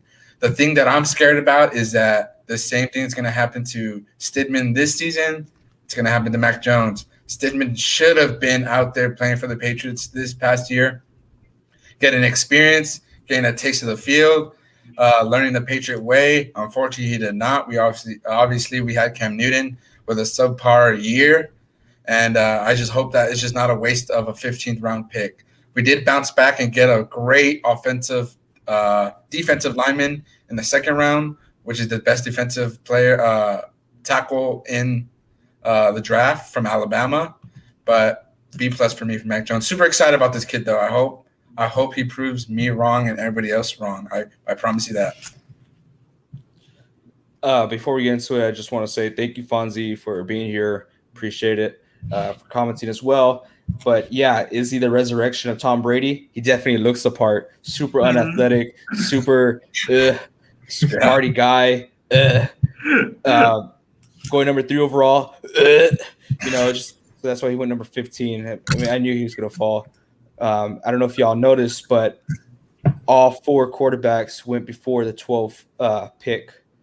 So the Niners, if they stuck with the 12th round pick, it could have happened where they were stuck with Mac Jones. So I'm happy y'all got them. It's a very Patriot-like quarterback. So Mhm. congrats. Yeah. You guys have anything to say?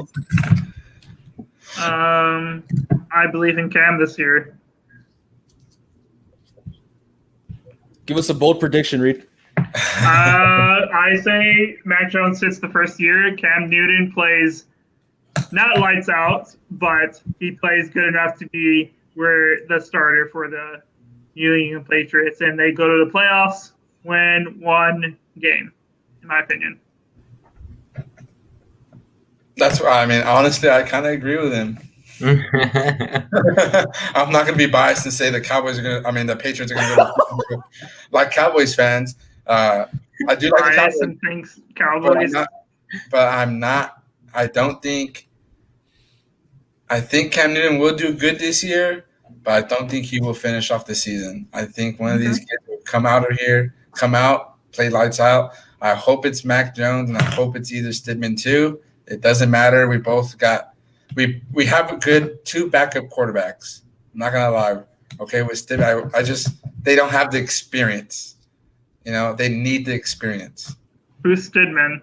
I have no idea. With Tom Brady's backup, he should have started last year.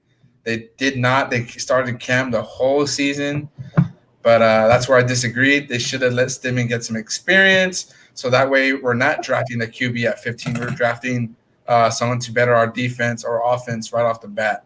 But because that happened, we're drafting a QB at 15, which is Mac Jones. What's week 17? Who's playing week 17? I want to see what you put your coin on. Week 17 is we've got the Patriots and the Cowboys playing. I don't know. I think it's in Foxborough, so easy Patriot win for the boys. Easy Patriot win? Easy. Wow. I bet anybody that comes my way. I think there should be a bet right now. Wow. I think so.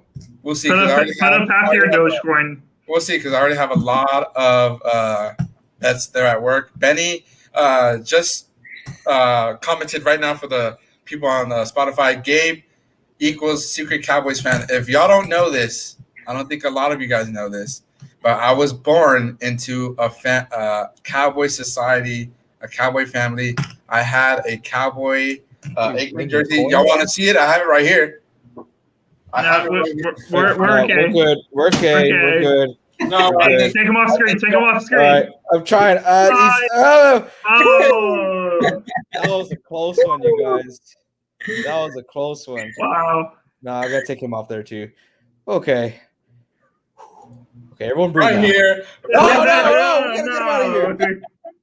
Get that content out of here, man. All We right, don't next, need any of that on this stream. next one, we got the Arizona Cardinals Arizona. selecting Zavin Collins, linebacker, Tulsa. Mr. Collins, You don't sound so excited. Mr. This is why I'm not so excited. Mr. Collins, I just want to apologize right now that you're going to the worst head coach or coaching facility. You're not going to make it anywhere over there. You better hope you get traded, hopefully within your division. I'm not going to say exactly what team, but they do share the same color or similar colors. Whoa. Whoa. Hostile. AJ, I thought you weren't going to be biased on this show. Whoa. Ooh. Whoa. Mario argument. Oof. Throw the flag. Throw the flag. I just think, I mean, it's a pretty fun and exciting team. Don't, man. Whoa. All right, AJ.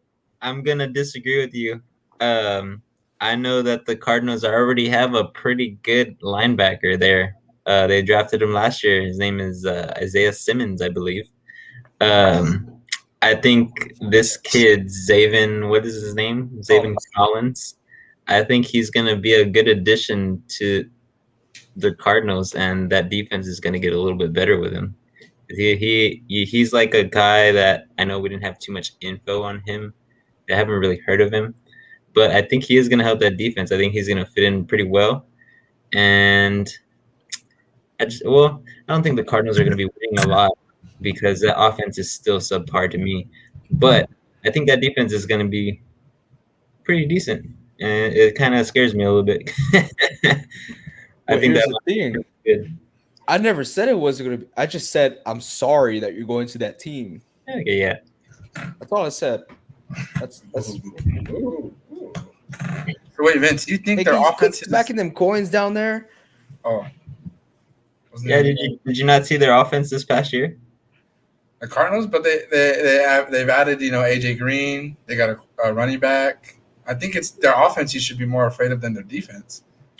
I don't think so, man. I think those players are just big names, you know? I don't think they're gonna produce as much as everybody thinks. Odell and Jarvis Landry. We shall see. Whoa. Yeah, man. No, Whoa. I don't see it happening. I think they're gonna be one of the teams at the bottom of the division again, Whoa. just in my opinion. Oh, All bold right, that's- statements around here. way more than enough time that I was hoping to spend on the Cardinals. Next, we got the Las Vegas Raiders. Alex Leatherwood, tackle, Alabama. Good, solid pick. I feel like they're just a messy team, honestly. They're a messy team. They have a lot of potential. Offensive tackle. Every team needs a good tackle to hold down that line. But honestly, they just need to keep it together, man. They just Yeah, need to man. keep it together. John Gruden's all over the place. Yeah, man. Yeah. Yeah. That's about it. That's about Yeah. it. Yeah. Sorry, Raider fans. If any are out there, I don't know. Next, we got Miami again. They get Jalen Phillips, edge. So kind of what we talked about before. They addressed offensively, and now they're addressing defensively. It could be a make or break team. Do you guys have anything to say about that? I think they're an upcoming team. They're not gonna be amazing, but they're going in the right direction. So I think they're doing good for themselves right now, and I know they have a lot of draft capital coming in these next few years. So I think they're on the come up. Definitely. Also, awesome. I don't know what I'm doing. I'm so distracted by That's awesome. awesome. Awesome. Okay. Soon to be renamed, the Washington football team select at number 19, Jamin Davis, linebacker, Kentucky. And I feel like he can't go to a better defense. I mean, come on, man. You got who is it? You got Chase Young and Montez Sweat. Those guys are insane. Their defense last year, even though the record doesn't show it, they're insanely good. So they just need to fix little things here and there, put some magic in their offense. I don't know if y'all get that reference, but Fitz Magic is now with the Washington football team. But yeah, I feel like they have a lot to look forward to. So watch out, Cowboys. Yeah, man. Just to add in a little bit, this Jamin Davis guy, supposedly, he's pretty good. You know, not everybody was talking about him, but apparently he has a great tackling percentage at 99%. So every time this guy gets hands on someone, they're going down. So, I mean, you add that with Chase Young and Montez Sweat, it's a pretty good player to add. So I think they did good. Nice. I don't know if y'all can hear the hail. It's coming down hard over here. It is slamming against my window, like slamming. If y'all see my hard. window break and ice just comes out of nowhere, I'm sorry. It's coming down bad. I'm right here next to the window. I got my headphones on and it's loud. It literally Yeah. sounds We like can hear it. It I sounds like can someone's feel walking in sorry. my ceiling. Like someone's Yeah. walking up there. And that's because y'all on the top floor too, right? Yeah, we're on the top floor, Yo, so they're man. hitting hard. Okay, let's move on to number 20. We got the Giants. They had moved down from 11. Now they're at 20. And they select the New York Giants at number 20, select Kadarius Toney, wide receiver, Florida. Giants, your division's making money moves. What are you doing? Getting a wide receiver? Let's look at what they have so far. They have Shepard, good receiver. Slayton, excellent receiver. Ingram, awesome tight end. Is that not enough? Of course not, because they got backups. Their backup, they just picked up John Ross, that speedster from Cincinnati. Oh my gosh, awesome. Their backup tight end, Kyle Rudolph, Ooh. and you're over here drafted a receiver? Just say you give up. Just say you give up. Combine the Jets and the Giants together. Just do it. Just do it. Let San Antonio get a team. Come on. Oh, Come on, that's- guys. For real, let's do that. What's Let- wrong with y'all? Let's petition it right now. Let's petition it. They're, Let they're the trying to New make teams the join. they're trying to make a number one offense or something. Mhm. They're I really don't know. doing it. But without our defense, you can only get so far. Oh yeah. You Sure, can only good, get so far. good thing about them, they're getting Saquon back finally, so Yeah. maybe they Offense. will do good. But yeah, Offense. They need they need defense. it. Yeah, man. Who do they draft with the rest of their picks? Honestly, I don't know. I didn't really follow them too much. Do you not have your notes, Reed? I have my notes. I'm looking for them now. They drafted all their picks for defense except one, which was running back. So in the other rounds they helped out their defense, but not their first overall pick.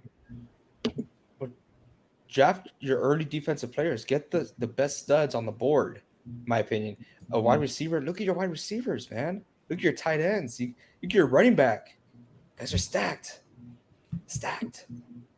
I don't know. That's just my not so pro opinion. I felt like that could have been better. That's a C right there. Yeah. Like rating. Number 21 overall, Indianapolis Colts. They draft, which is kind of hard for me to believe, which the Giants should have drafted. Kwity Paye, edge, Michigan. Do you guys know who was on the Colts as of last year? DeForest Buckner. Oh yeah. That guy made plays. He impacted the games so much. I was so sad to see him go from the Niners, but that guy is a force to be reckoned with. Mhm. Wow. So now you got Kwity Paye on the inside and DeForest Buckner on the out. That's going to be fun to watch. That's going to be fun to watch. So that's an excellent choice. A+ right there on my end. Yeah, I'm gonna give it A+ too, just because of his story, man.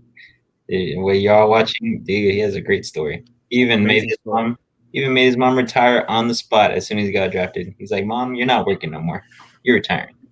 That's That's awesome. That's good. Awesome. He's an awesome individual, had a rough upcoming, awesome guy, straight out from the University of Michigan, go blue. Wow. You Yep. could write it. There is a whole story about this guy. If you guys haven't checked it out, go check it out. Yep, Kwity Paye. Anyone else? I wouldn't. No. I agree. Okay. Yep, I agree. Yep. All righty. Next one, we got the number 22 overall pick. We got the Tennessee Titans drafting Caleb Farley, quarterback, Virginia Tech. This guy, he's a stud. When he's healthy, he could have gone a lot higher on the draft. But like I said, his biggest issue is his health. There's even a possibility that he won't be ready by training camp. How scary is that? If you're a Titans fan, you spent your first round pick on someone who might not even participate. That's scary. It was something with his back, right? I think he pulled something in his back. Yeah. Yes, that is correct. But he suffered through multiple injuries. Yep. So this is an ongoing thing with him. Hopefully it doesn't continue on in the NFL. And hopefully. I mean, he's a good kid, though. If he does come back, I mean, I got some quick stats on him. He's a great man-to-man player. He ran a 4.3, I think a 4.37, 40. I mean, so he's great at undercutting the ball. I mean, they showed some clips of him when he did play. Good guy. I mean, picks off the ball pretty well. But yeah, I don't think it was a good pick though because of those injuries. But I give it a B-, just because he's got good stats.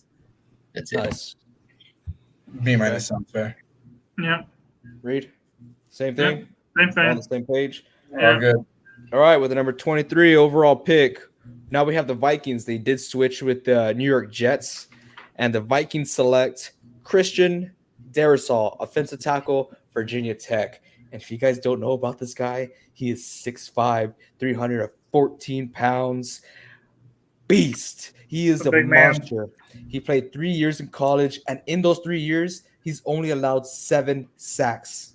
Wow. 7. And all of last year in the 2020 season, he's allowed 0 sacks. This guy is scary. And man, oh man, the Vikings, They Ooh-wee. look like a scary team coming into the season.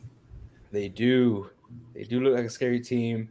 Now they got protection on the O line, but you know what? I still think the Bears are the ones to be scared of if Aaron Rodgers is not there with the Packers. If If That's a big if. I that's a agree. big.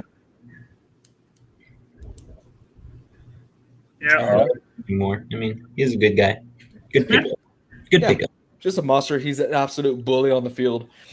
Number 24 overall, we got the Pittsburgh Steelers. Let me hear all you Pittsburgh fans.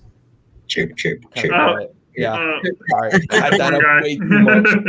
Cricket. But I really want to talk about this because they drafted Najee Harris, running back, Bama. I don't want to say so shocked because he was a running back, but I did not expect him to fall this low in the draft. Najee Harris, he was arguably the best running back coming out of the draft. He is an outstanding character, good guy as well. I like him because he is a Niners fan. He wanted to be a Niners, and he said in an interview that he feels good that Shanahan would draft him. But I don't know about 3 overall, man. I'm sorry, but I love you, but not 3 overall. Maybe with the 12th pick, not. Sorry, dude. Najee Harris, good luck in Pittsburgh. The Pittsburgh Steelers did need to address that. Right now, their leaning back is DJ Snell.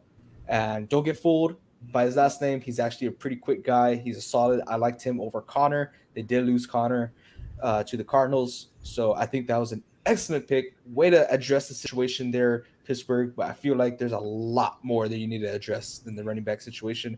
But with that pick only, I'll give you a solid A. Yeah, coming out of Alabama, obviously Crimson Tide running the ball hard. He's a hard runner. I think he's what the Steelers need to move up and move on going forward with the offense. They did lose Connor. There is speculation with Roethlisberger and Smith-Schuster causing a little bit of drama. So it was a good pickup. I think it was the smartest pickup on their end. So yeah, good A minus right there for me. Yeah. Definitely want to draft a guy where you can consistently just give him the ball and let him do what he wants. With Roethlisberger reaching his final years, not the same quarterback he used to be. So this will take a lot of pressure off of him. Oh, yeah. I agree. Yep. Nice. Going on to the 25th overall pick, we got the Jacksonville Jaguars back at it again. Back They're at like, it oh, again. shoot. The running back we wanted didn't fall further. What do we do now? Let's just get the next best running back. They went ahead and drafted Travis Etienne, running back, Clemson. For me, I get maybe you want to go with a 2-back formation or with 3 backs, I mean, because they have Robinson back there. And if you guys are fantasy players, oh, you love Robinson. That guy is a stud. He really is a stud. And then they got Carlos Hyde from Seattle. I can see why you draft a running back now because Carlos Hyde, he's more of a ground and pound guy now. He's not so much that speedster, but he will get you those 2 downs if you need him. But I kind of rank that a B++. A B++. Yeah, it was a good pick. I mean, he's a good running back. He gets to go back and play with Trevor Lawrence, so that was pretty cool. But yeah, I mean, I don't think it was the best pick they could have gotten. They could have gotten something more. But I mean, good pick overall. But I just don't think running back was the big position they needed to fill at that pick. But oh well, I'm not the GM there, so. Oh, well. Good to go. Good to go. Yeah. All right, 26 overall pick. We got the Cleveland Browns The drafting Baker Mayfield Jr., Greg Newsome, the second cornerback from Northwestern. The reason why I say Baker Mayfield Jr. is because his character is very similar to Baker Mayfield. He came out proclaiming that these guys are whatever, man, because he is the best quarterback coming out of the league. He is so cocky, so full of himself. That's why I don't like him. He is talented, and he is a freak of nature physically. But for me, it's a huge turnoff whenever someone's just boasting about themselves 24/7. Yep, definitely. And then plus, you have to go against freaking Landry and Beckham. And so far right now, Njoku is still the team uh, on the other side of the ball at practice every week. You know, you don't need that kind of negativity on the players. They got some big names that already go through some big name stuff. So definitely boasting. Not that he's not a good player or anything. I think he's good. He's real physical. But, yeah, a little too cocky. A little too cocky. You think he's going to get checked in the locker room? I don't know about that. I don't know who's going to check him. You got Jarvis Landry back there. You got Baker Mayfield back there. Chubb. I think Chubb would be the one to do the job. If No. Kareem Hunt, because he's good at kicking. Go check him. All right, we're not going to get into that right now. So next, we got the Baltimore Ravens. They went ahead and draft Rashad Bateman, wide receiver, Minnesota. I can't stand the Ravens, but you know what? I like this guy a lot. This guy, he is extremely humble, and I really think he's going to complement the game. Now having Marquise Brown and Sammy Watkins now in their offense, I think he is that perfect third wide receiver that Baltimore needs for Lamar Jackson. But you know what? They traded Orlando Brown if he could get the ball out in time. True. I agree. I think You think? I think it's a good pick, but yeah, I'm just still mad at them for trading away that offensive tackle to the Kansas City Chiefs. So Yeah, what are you doing, Baltimore? What are you doing? You need some help, Baltimore. Okay, number 28th overall pick. We're getting to the end now. Now we have New Orleans. This is a pretty funny story. New Orleans tried to get into the top 10 so hard. They tried really hard, but no cigar, you guys. Come on. No one's going to show any pity to the Saints. They were really trying to address the cornerback position. They tried to get J.C. Horn or Patrick Surtain in that order, but no cigars. So they went ahead, just stayed in their original spots, and they went ahead and drafted Peyton Turner, defensive end, Houston. Now, this guy, he is 6'6", 269 pounds. He is a beast on the field. Absolute tall guy, man. Like I said, he's a beast. He will get through that line. So I think that was a good pick from the Saints. But I felt that their defense is a need, but cornerback more. But getting the best player off the board is a win as well. I agree with you because a couple of years ago they traded up to get Marcus Davenport out of UTSA defensive end, and they already have Jordan on there, so could definitely maybe something going on that we don't know within the Saints organization with Marcus Davenport or Jordan, but yeah, could have addressed the backfield a little bit more. But good pick still. I mean, straight out of Houston, he's gonna be a baller. Nice. I personally like the way they're going because the Niners, when when Lynch and Shanahan first got there to the office, their first 3 years, their first round were all defensive linemen. So I like the path they're going. So kudos to them. Saints, hopefully they could salvage a season. We don't know. I think they will do good this year. Next, we got, go ahead and take it. With the 29th pick and the 2021 NFL draft, the Packers take not a receiver like Aaron Rodgers wants, not an offensive player like Aaron Rodgers wants, but we take Eric Stokes, cornerback from Georgia. Better than a quarterback, we're improving. As far as how I feel about the pick, I definitely believe that we needed to address the cornerback position in this draft. Kevin King got absolutely exposed in the NFC Championship. So, I mean, we needed a new corner. We needed somebody to take that spot from him and be able to walk up the other side next to Jair Alexander. Now, did it piss off Rodgers probably even more than he was already? Probably. But I mean, we got to take what we got to fill the spot we need, unfortunately. And at the end of the day, even though I was really pissed at the time, I think this is a good pick by us. He's a really fast corner. Yeah, I have to agree with you there, Reed. After thinking long and hard about it, you picked the best defensive player or corner on the board because next you have what your next pick is 60, 62. Mm-hmm. Yeah, your next pick is 62. So you get what you can, which is the best. And the best way to help your offense is by having a good defense. So I think that was an excellent pick. So good job by the Packers. No, it doesn't seem that way, but I think it was good. Yep. Yeah, good. Good one, yeah. All right, next we got the 30th overall pick. We got the Buffalo Bills getting Greg Roseo, edge, Miami.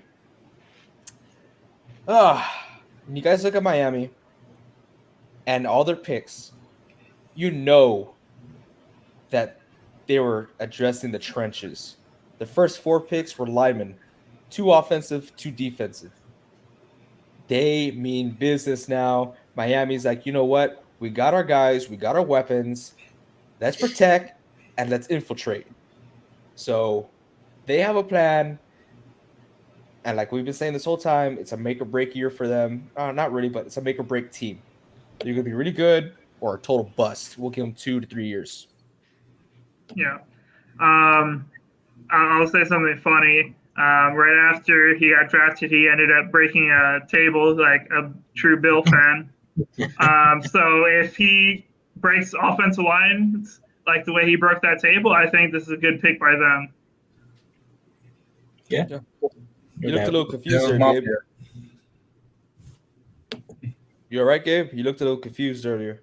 No, because I thought you said you were talking about Miami, and I was like, I thought it was Buffalo. But Sorry, Buffalo. I meant Buffalo.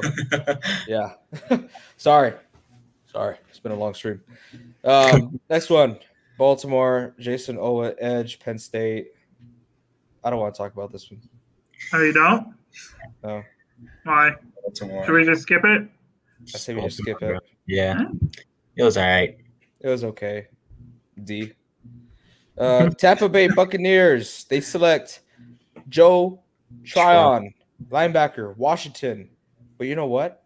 He wasn't the highlight draft. He wasn't. Do y'all know why? Wasn't. Gabe, do you know why? Yes, I know. With the second round and excuse me, the 64th pick, I think the Bucks got a really good steal on this kid. They got Kyle Trask, QB out of Florida, Tom Brady's new backup, because Tom Brady's not going to play with the Bucks for the rest of his career. Okay, we all know this. Tom Brady wants to prove a point, even though he's already proved it. He wants to go to another team. He wants to win another Super Bowl over there. Blah blah blah. Tom Brady, right? But that kid is actually a good QB out of Florida. He has a good arm. He has a good deep ball. He does have a little bit of like times where he'll throw like a screwball out of nowhere where he'll just chuck it up for no reason. Like there's no reason to do that. But he should have won in the first round. I thought some teams were going to get him. But yeah, that's the steal. That's the highlight in my opinion. What AJ was saying, I agree with AJ. They got a steal in task. Now the edge, I think it's just more beef to their defense that they already have. They obviously brought their whole defensive lineman and defensive team back from last year. It's just whenever those guys decide to leave, they got this guy. He's going to be mentored by some good veterans. And whenever those guys leave, they got this new kid coming in, and hopefully he'll cause some destruction. Yeah. No, I think he will. Man, that was an excellent pick from them. I know Tom Brady's pumped. I think he's more pumped that he's able to mentor someone that he would like to mentor without having a coach over his shoulder. Mm-hmm. So good for Brady. I think Trask is going to be someone in the future. But there we go, you guys. We got through all 32 teams, almost. Sorry, Vince. Do you want to say anything about the Seahawks and the way they drafted? They drafted all right. I mean, we got a wide receiver in the second round. We got think we got a corner in the 4th, and then we got an offensive tackle in the 6th because we traded. We only had 3 picks. We started with 3 picks, and we traded down, and we got 4 picks, and then we just traded away that 4th pick to just go up and get that tackle that we wanted. But we're gonna do more of our addressing like our areas in, I guess, the rest of the free agency period here after the draft. I know I looked up all the players that didn't get drafted from college. We signed a lot.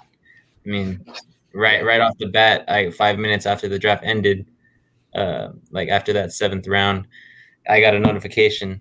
Boom, boom, boom, boom. We signed at least like 8 players within that 5 minutes.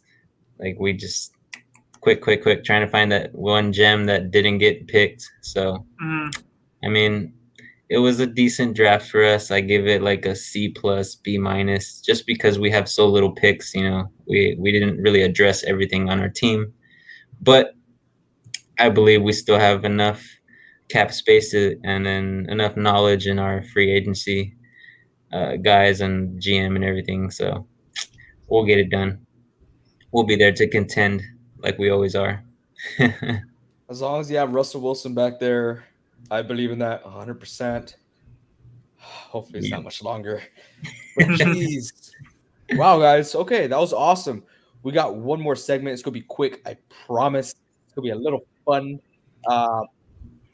It's called Way Too Early Fantasy Picks. All right, you guys. I'm going to give you all a scenario. I want to call you guys at random to draft. So this is the draft order that you're in. So if someone else picks this person, you are not allowed to pick it or pick this or him. So you're going to pick a free agent that just got drafted this year. So a rookie. You're picking a rookie, and he has to start on your lineup. Has to, no matter what. Has to start? Has to start. Okay? Reed, you're starting.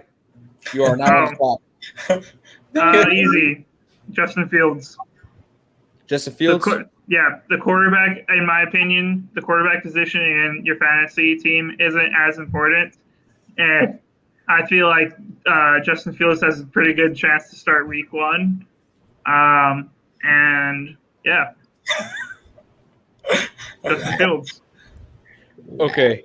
Here's where I disagree there. I think Justin Fields is an excellent pick, but not to start because they did promise Andy Dalton that he will start. It was actually part of his contract. That's why he signed that he will be a starting QB. I didn't know that. You're looking for the at least 2 to 3 weeks with 0 points in the QB position. So right now, I still win. I'm ranking. You didn't win last year. I'm ranking your draft pick a straight up F. Failed. That's it. Out of here. Next, Patriot game on the board. I will pick Kyle Pitts, Atlanta Falcons. Reason being, what? Reason being, obviously, Falcons are a throw team. Oop. He's gonna get in the end zone. They're gonna throw it up to him, maybe on the goal line. They picked him for a reason. I know it's kind of hard with Julio on the other end of him, but yeah, I got Kyle Pitts. You have glasses? You don't? Yeah. All right. Here's where I disagree with you there, Gabe. Kyle Pitts, actually, I think that's a solid pick, a lot higher grade than Reed. I'm going to tell you that for sure. Here we have Matt Ryan, not the same Matt Ryan, and that offense that can't stay on the field. Unfortunately, they do have weapons like Julio Jones, Kyle Ridley, Gage. I mean, it's going to be hard sharing that ball around, and I don't know how many times you're going to give it a Pitts, especially being a rookie. But I do believe he's going to put up some decent points, and I'm giving you a B- on there. B-. Vincent, you are now on the clock. Easy, bro. Y'all picked the wrong 2 players. I'm going with Jamar Chase all the way. I said it when we were saying the first 5 picks that this guy's gonna be a great fantasy pickup, and this guy's gonna fit in well with Joe Burrow. I mean, he's already got chemistry with him, so you know he's gonna want him in that end zone. He's going to get him in the end zone all day, every day. And, you know, wide receivers, they give you more points than a quarterback. They give you more points than a tight end unless you have the best tight end from Kansas City. You know, that guy's like basically a point loader, but I think Jamar Chase is going to do well with the Bengals. Joe Burrow comes back from injury. They have more protection from around the line. They got Jamar Chase now. I mean, I think he's the best pick for fantasy from the rookies, at least. All right, and here's where I disagree. So Joe Burrow, is he even going to be there? Is he even going to be alive? Does he have enough time to get that ball away from him?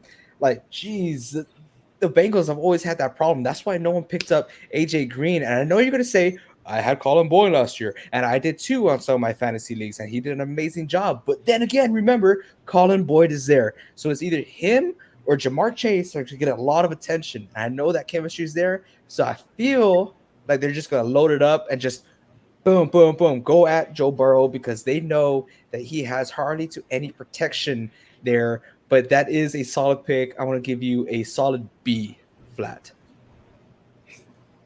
Cool. Nice. All right. So, yeah, I thought that was pretty fun. How about you? Yeah, well, who are you going to pick, AJ? Thank you Yeah. guys for being You guys didn't think I was ready for this? Dude, All right. I actually wasn't ready for this, but here you go. Right on the fly, I am selecting the Steeler, Najee Harris, running back from Bama. He is trying to fill in that number one spot because DJ Snell, as good as he is not that number one running back. He is a good guy, kind of like a Carlos Hyde to get that ground and pound feel, but they need that guy, that speedster, and who else to pick than the number one running back coming off the draft? And that is Najee Harris. He did not specify himself as a powerhouse running back, a speedster. He said he's all around. He could catch the ball too if he needs to. So I really think the Steelers are going to use him up because in the backfield, Juju is going to be covered up. Ben Roethlisberger is going to be struggling. He's just going to be dumping it off to his running back, handing it off to him. He's going to play a huge part. So that's where I stand. I select Najee Harris with the 4th overall pick. Well, since you were disagreeing with ours, here's where I disagree with you on that one. I think that Ben Roethlisberger is going to have a decent year, but I don't think Najee Harris is going to start in those first weeks. I think Snell will take the job, and Najee Harris will come in on third downs as a catching back. But right now, I think they have more faith in Snell. He did a great job last year when all those injuries were going around, but he also got injured himself. But I think this year he's going to come back. He's going to make a statement, and Najee Harris will get his touches. But I think Snell's going to take the bulk of it in the beginning, at least. So yeah, that's my take. Anyone else want to disagree with any of our picks? Don't really care. I've already won. Alrighty there. You know, it'll be fun. I don't know if we can, but I mean, let's just try to remember who we picked, and at the end of the fantasy season, let's add up all their points and see who would have taken it. You know, but we can't compare it to like me against Fields because two different positions. We'll compare it to ranking of other quarterbacks or other receivers, running back. Yeah, I think that'd be pretty cool. I agree. Yeah. Good, yeah. Awesome. Hey guys, thank you all so much for being here on Not So Pro Football Talk. Thank you all so much if you're here live, either if it's on Twitch, Facebook, YouTube. I know this was a super long episode. We did give you guys a warning. We were talking about the draft, so it was either cut it up in 2 pieces or just make it one big old video, but we have so much content. It's oozing out of us that we did not want to do that. So yes, we just have this one video extra long. So thank you all for joining us. If you guys weren't able to join us, thank you for joining us on SoundCloud and Spotify if you guys are listening on those platforms. And don't forget, you guys, to smash that like button, smash that subscribe button, comment down in our videos, send us DMs, find us on Twitter. Our ads are below us, and ask us questions on Twitter. We'll be more than happy to answer. Ask us questions here live. So again, thank you all so much for being here. We are Not So Pro Football Talk. And until next time, you guys, keep on grinding.